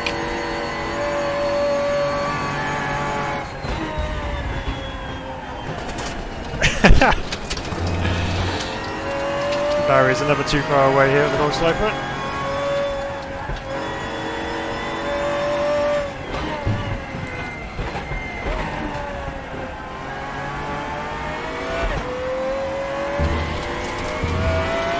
Curve again. Right. Good test with the FFB.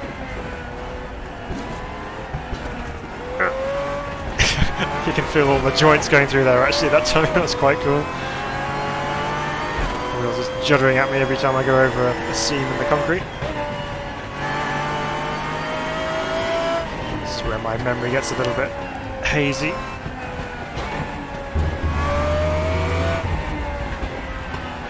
In terms of how quickly you can take some of these corners.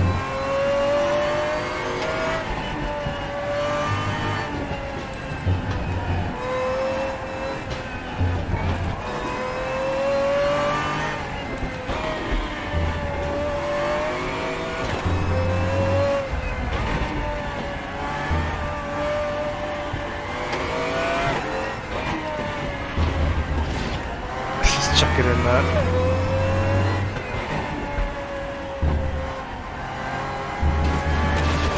Right up over the curb, the YouTube corner. Oh! That shows you my inexperience around here, just getting overtaken on the outside there.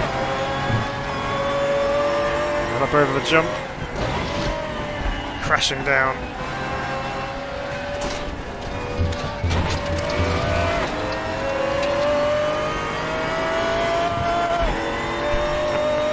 It's been so quick through here.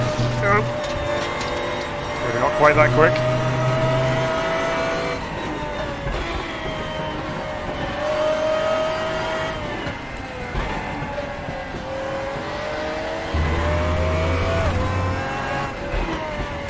Mini carousel. Chuck it in over that crest on the exit. Force feedback's feeling pretty good. Getting used to it now. It's still heavy, but yeah, the feeling's there. It's quite a good good feeling from the road through to the wheel. That's the main thing.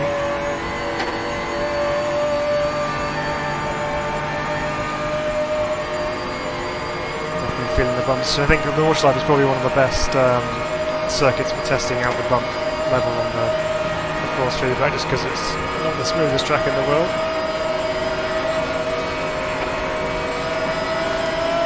So fast.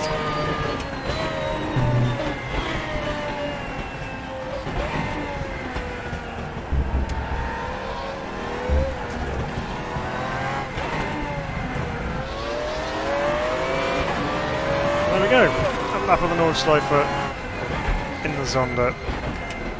Yeah. Fun car. Oh dear. Even if it is quite full on. Right. Let's go see. Let's go find one more ranked room to do this evening. Let's see what we can see. Hopefully there's something which should now become available. NSU to Suzuka. Okay, so that's Laguna Seca. TCR at Zolder. Not many people running that. Oh, let's just do some NSUs at Suzuka. Let's go. Let's see if we can actually join this time. Okay. I guess we picked whatever one I ended up on then. In my haste to try and get through to the final page to choose the livery I was going to choose, I've chosen something else. But that's okay. Sure it won't hinder our pace, or lack of. Anyway, those of you who've tried the new FFB, please do let us know in the comments what you think of it. Be interested to hear your thoughts. There's a full track of NSUs. Practice time. Let's go out on track and throw around something fun. So yeah, so Euro Truck Simulator 2 stream. Would anyone be interested in seeing that? Apart from Rubbish Racer, maybe?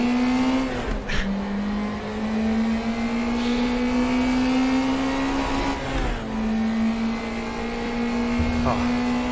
From a Zonda to an NSU. Okay, so this is not the traditional chicane. We go right, and then we go right again.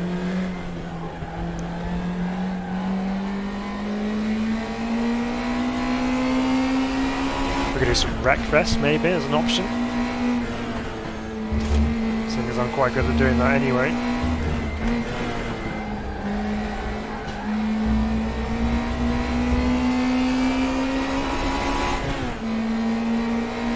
I do want to bring back Live for Speed for a stream, just to see how that sits several years on.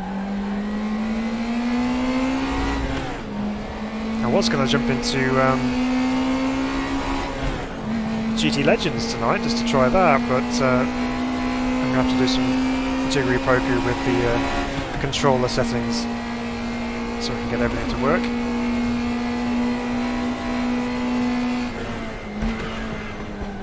To spoon corner. It's all about momentum in this little thing.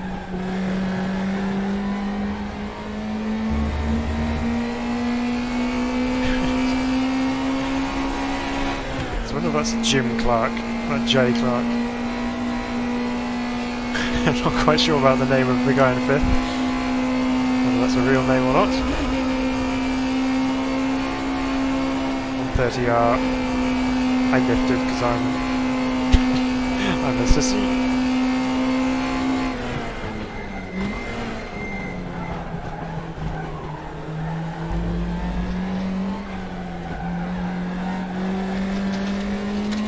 Grass.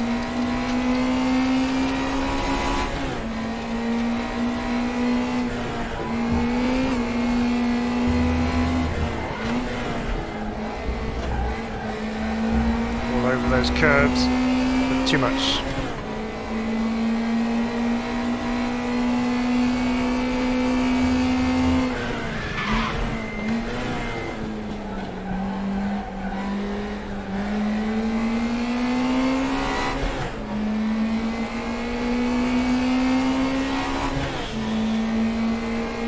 Driving this thing. It's a bit mad around here with 30 other cars on the track.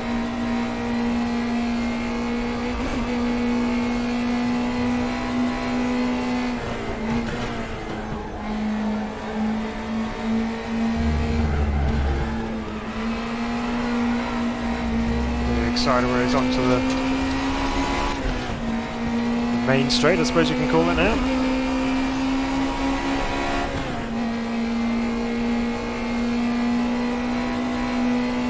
Let's try and set an actual lap time without running off track this time.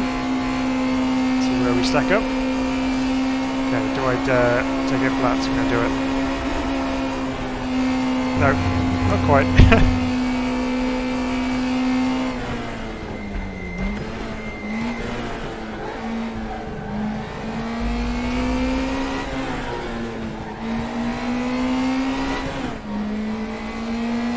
I'm going to go into qualifying in a second anyway.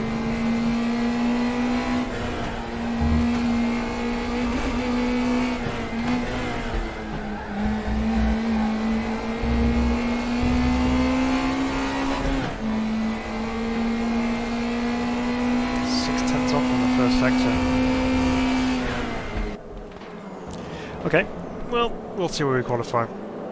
That's about all we can do.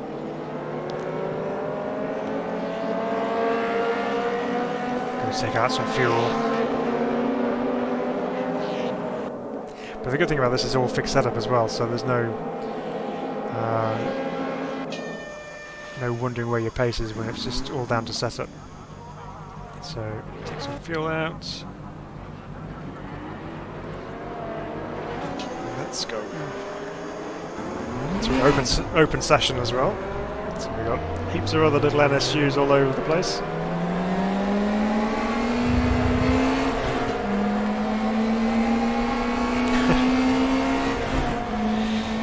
There's a space behind us, we might just let them go sort themselves out. Because I'm 4 wide.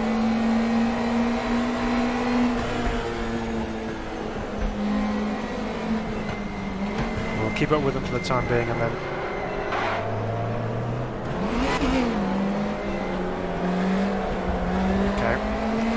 we'll just get amongst them.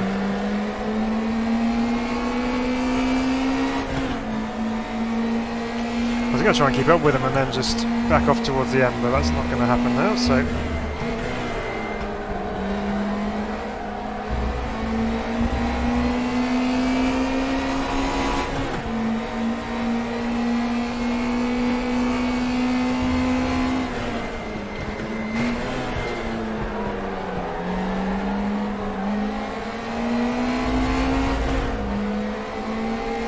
slow through the hairpin.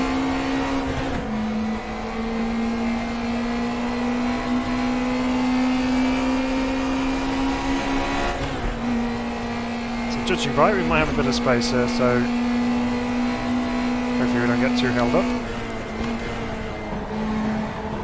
It says as someone's crawling around the last corner.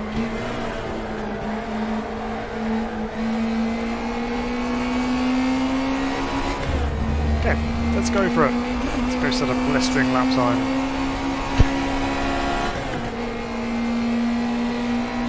Okay. Up over the line. No, don't come out of the pits now. Just about cleared him.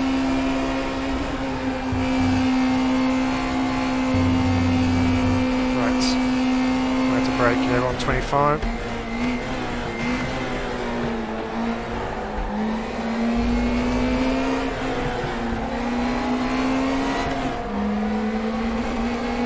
Quicker through there that time.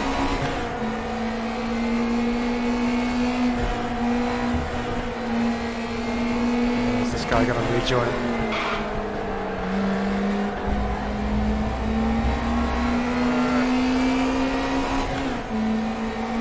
Didn't help.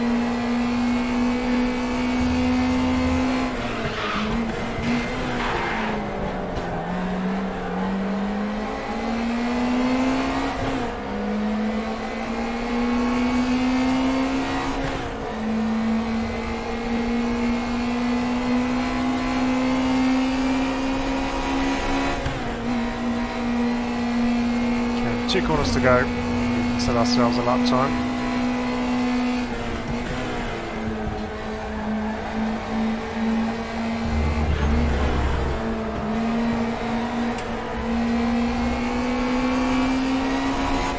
It's quite nice through there. It's good fun.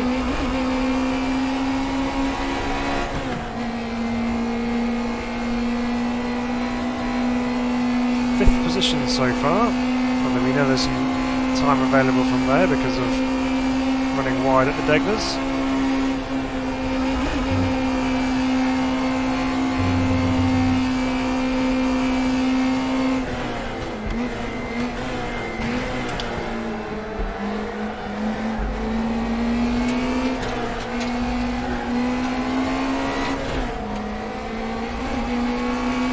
Not great, but we survived. This is where we can make up some time though.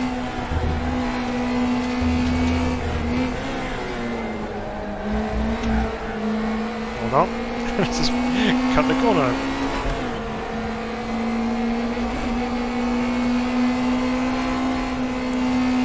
Don't think we'll have enough fuel for another attempt either, so I might just Gareth Bale out of that. Right.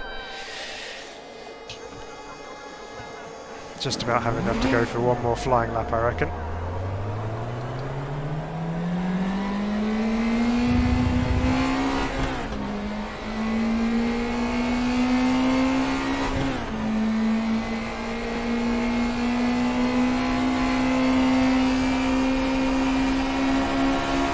really close. Oh, we'll try.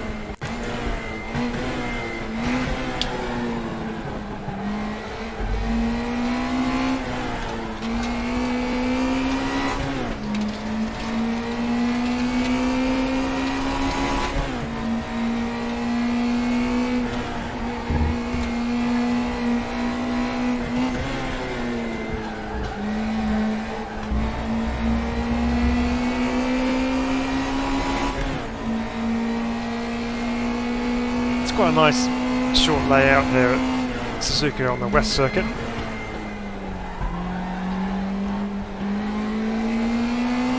It's probably the better of the shorter circuits. I find that the East Circuit is just, there's not much chance to overtake there because you've got the S's,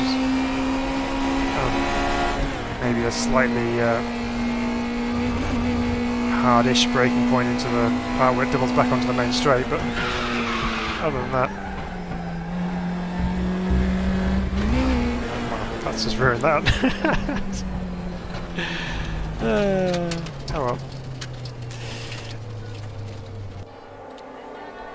We have to settle with the lap time we've set, which is still good enough for 9th currently, but still some more people to set their times. Let's go have a look on here. We can check out the replay settings, which is also new for this build of RaceRoom. So instead of having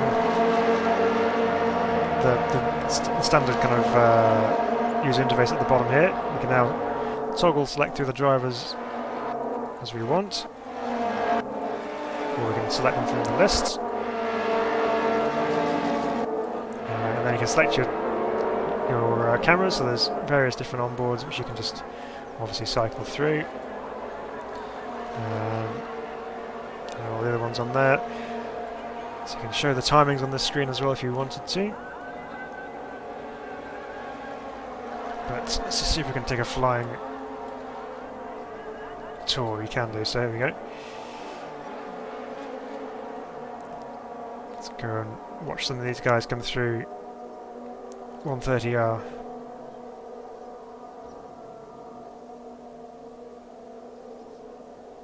Perch ourselves on the inside here.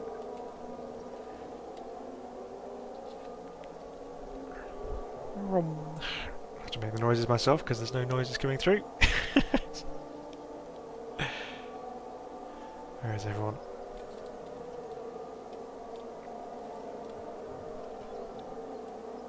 Where are you going? That's not the line into 130R. Right, qualifying's done. We ended up P10. So mid-grid, anything can happen. Need to put some fuel back in as well, otherwise we will be left short. So again, 15-minute race, 1:47, so 15 laps should be plenty. Okay, let's take our spot on the grid and hope we can get a good start on this one.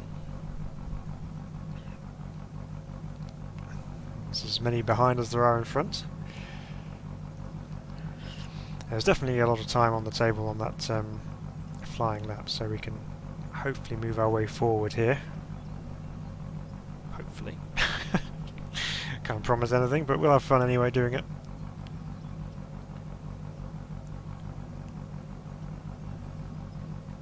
Everyone joined up. We have a beep countdown now.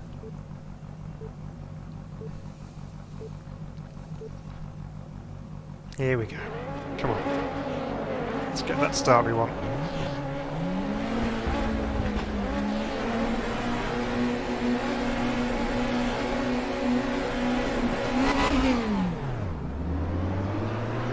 Nope.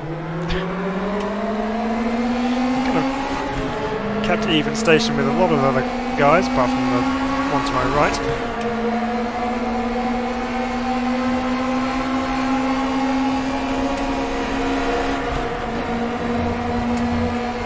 We got door banging going through 130R. Cover the inside here. And lock up.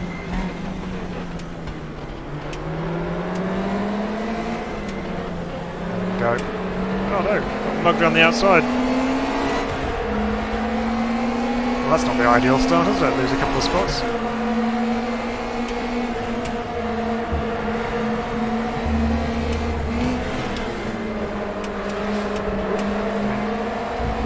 Since you're on the inside as well.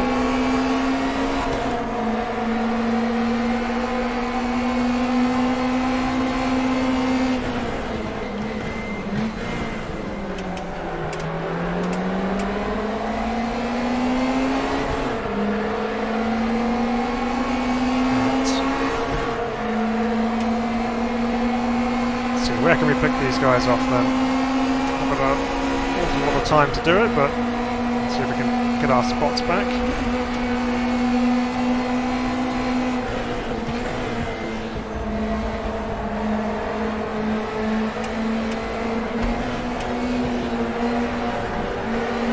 Line up with a good run out of here. Give me this slipstream.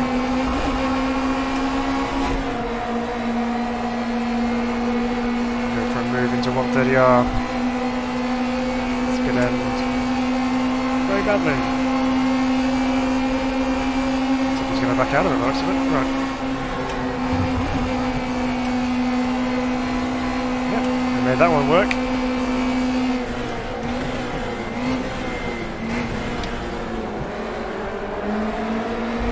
Oops, someone's had a moment.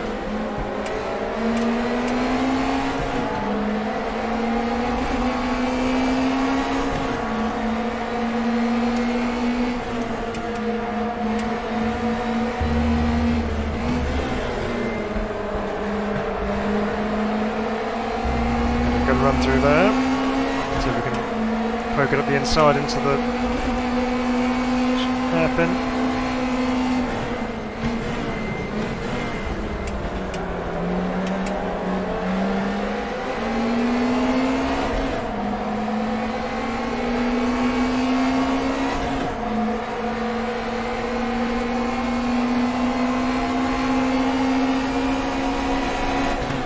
It's always good close racing in the NSUs, that's why we come back to them all the time.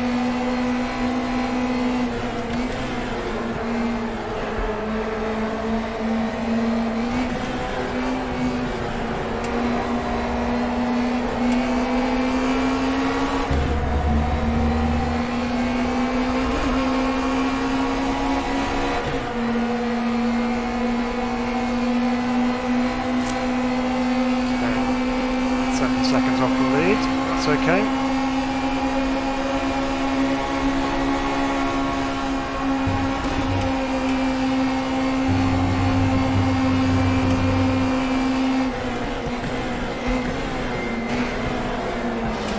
Whoa, hello. Have that back.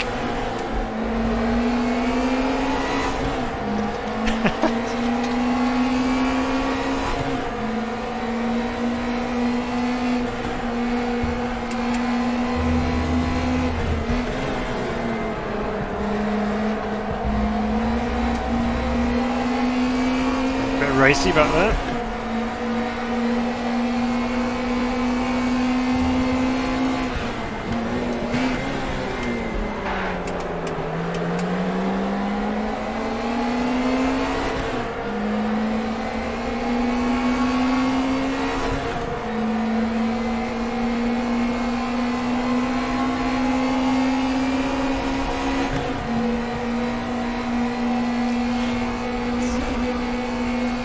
Quicker all of a sudden. Oh, someone's around in front of us. Missed him.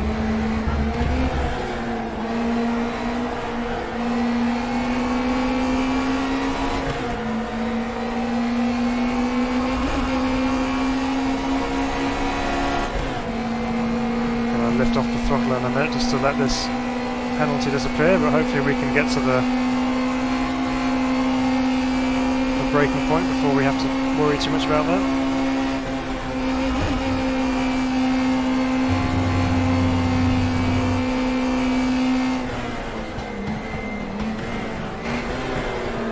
There we go, let's clear that.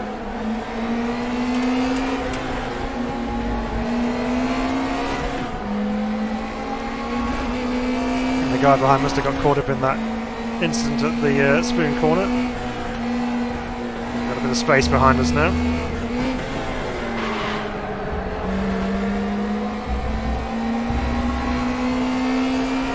I overslowed that too much because I broke too late. Oh, it's going side by side into the hairpin. Chance to pick up some pieces.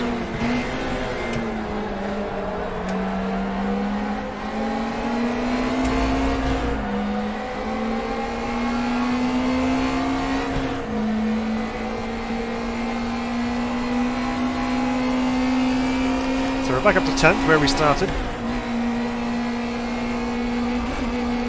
Just need to make up this 1.6 second gap somehow.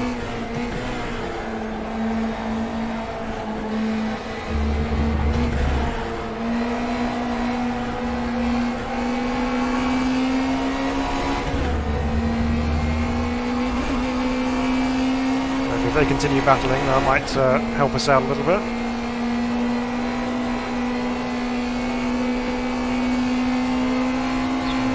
5 now.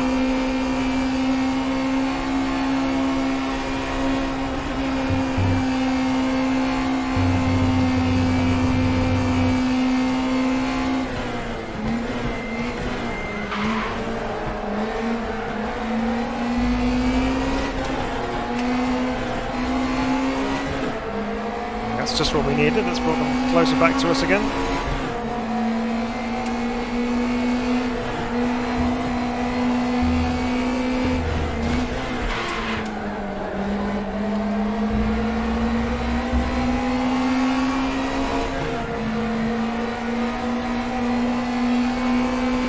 Try and get ourselves a bit further into the top 10.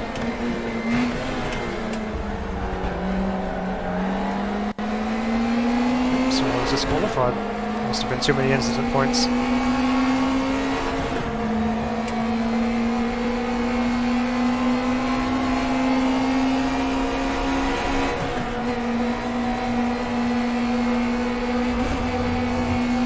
they got the benefit of the slipstream effect in front by the looks of things, so I need to tag on to that if we can.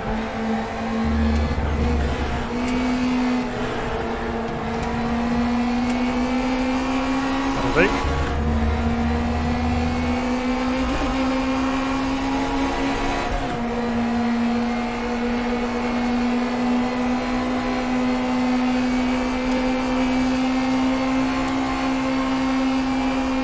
I'm going to sit behind him here. I'm not going to try and force the issue into the 130-yard corner. I might try and send one up here.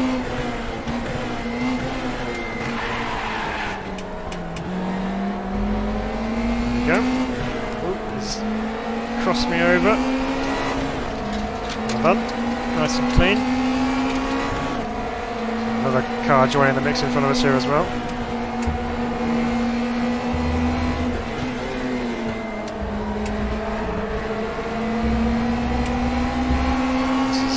This is the racing we're here for. Come on, let's have some more of this.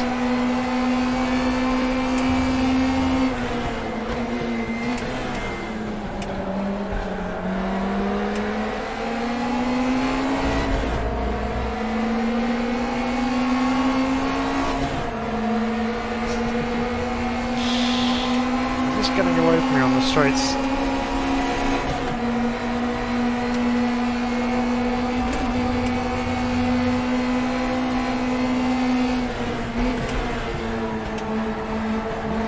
Missed that corner a little bit. I missed that one. No! Got so caught up behind that car I didn't get my reference points right. Going for the second part of speed.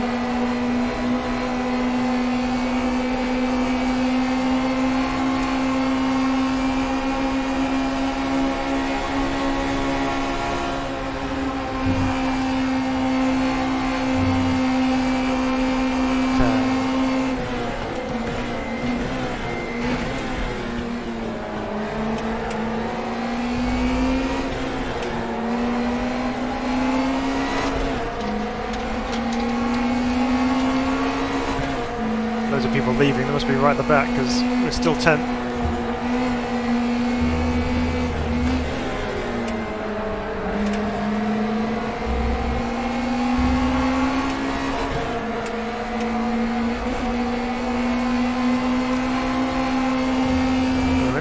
group here. No one's really getting away.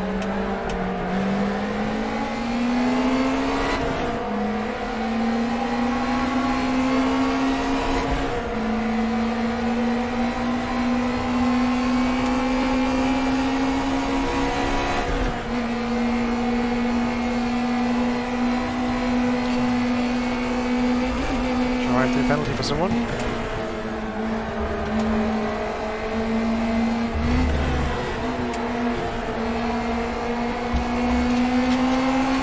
Quicker through there.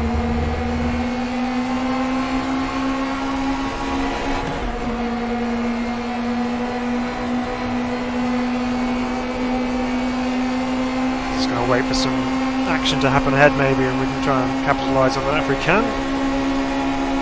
We'll pick off our moment when it's ready.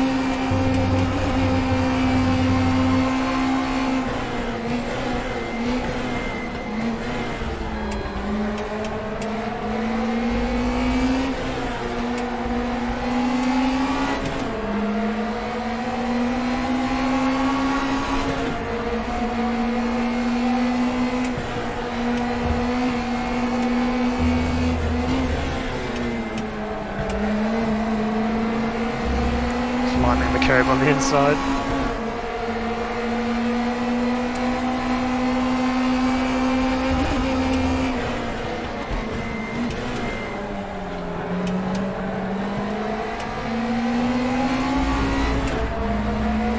Quicker through the hairpin than I am.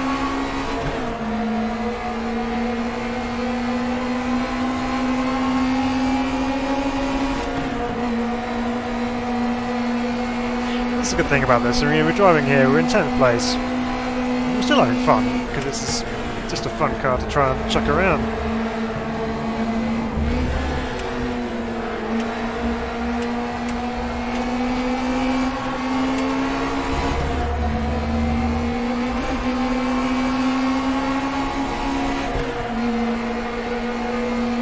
Right, what's going to happen here? They're going to go too wide now.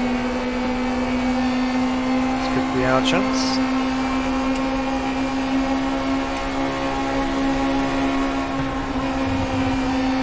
Contact.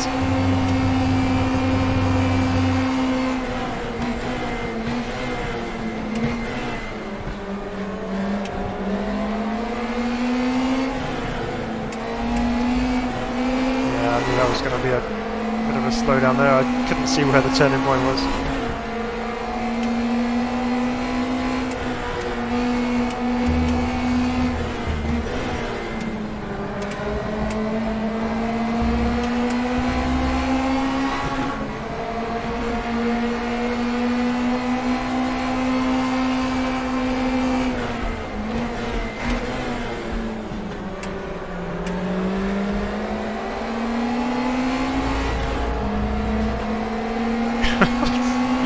So close.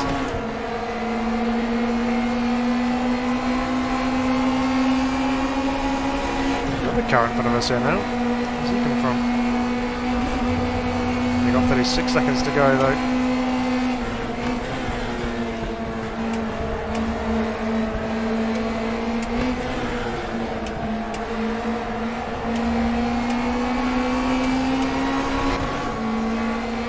That's a good run. Be able to clear him before 130R. Hopefully. No. Why am I so slow in a straight line? I don't understand.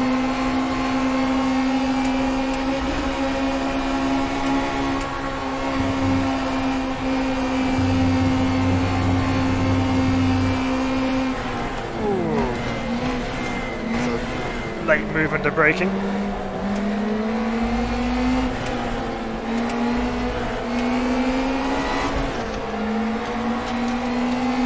Why they're so dangerous in Formula 1 when people do that.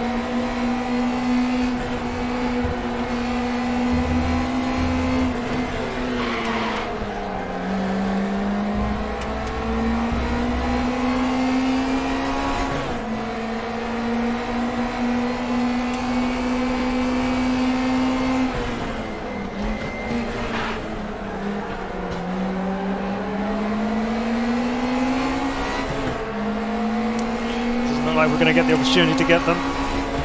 Getting close, but not quite going to get those positions.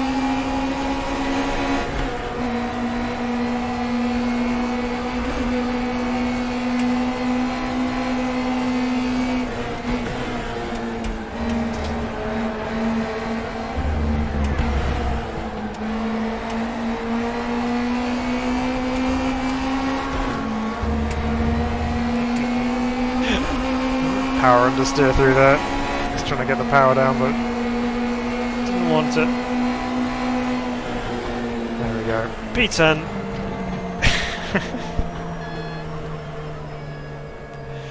Fun racing. But there we go. So, force feedback then. Let's just summarise that. That's the main topic for our stream this evening. Hi Norman. Good to have you join us. Force feedback then feels good. It feels different. It is heavier. It's smoother. Might not be as detailed as some might expect it to be, but only because those cam defects have been kind of smoothed over in a way. But it's a really nice feel. You can actually feel the car really well.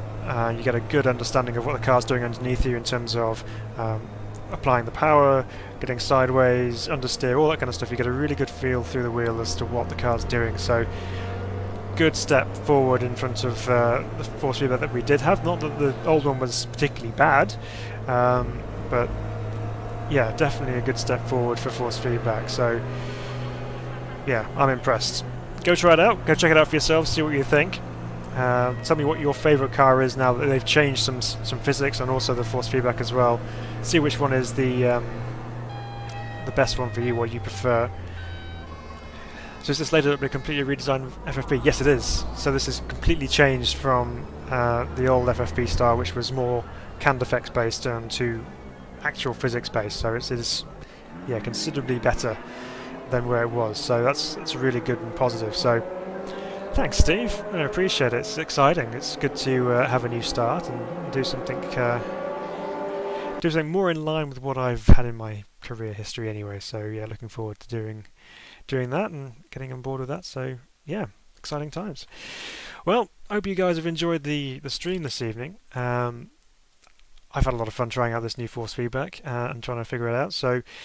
We did give all our settings at the start of the stream, so if you did miss them, you've joined them halfway through and you want to know what settings we're using, please do check out the start of the stream when it's available to replay, and all the settings there for my wheel and for the sim as well.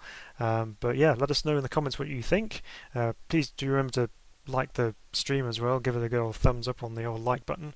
Helps the channel out a lot and helps get the video noticed by a lot of people. So, and yeah. Thank you very much to all of our subscribers, all of our Sim Racing Bible teammates. You guys are legends. Yeah, we will see you very soon. We will let you know about midweek streams if you're interested in that. We will have some thought about it, and we'll look to schedule something in because that would be good. And it's an easier way of doing things at the moment with how things are going. Actually, putting a video together is not always the easiest of things. So if we can do a stream in the evening, I'll happily do that. But we will see what we can do. Testing the open wheel cars the other day. Yes, we did. We tested the FR90s, which was a marked improvement over the last time we used them. So yeah, good start and good stuff going on there as well. So once again, thank you everybody. We'll look forward to seeing you all very soon, and we will catch you next time we stream, which will be hopefully midweek. But keep your eyes peeled. See you later.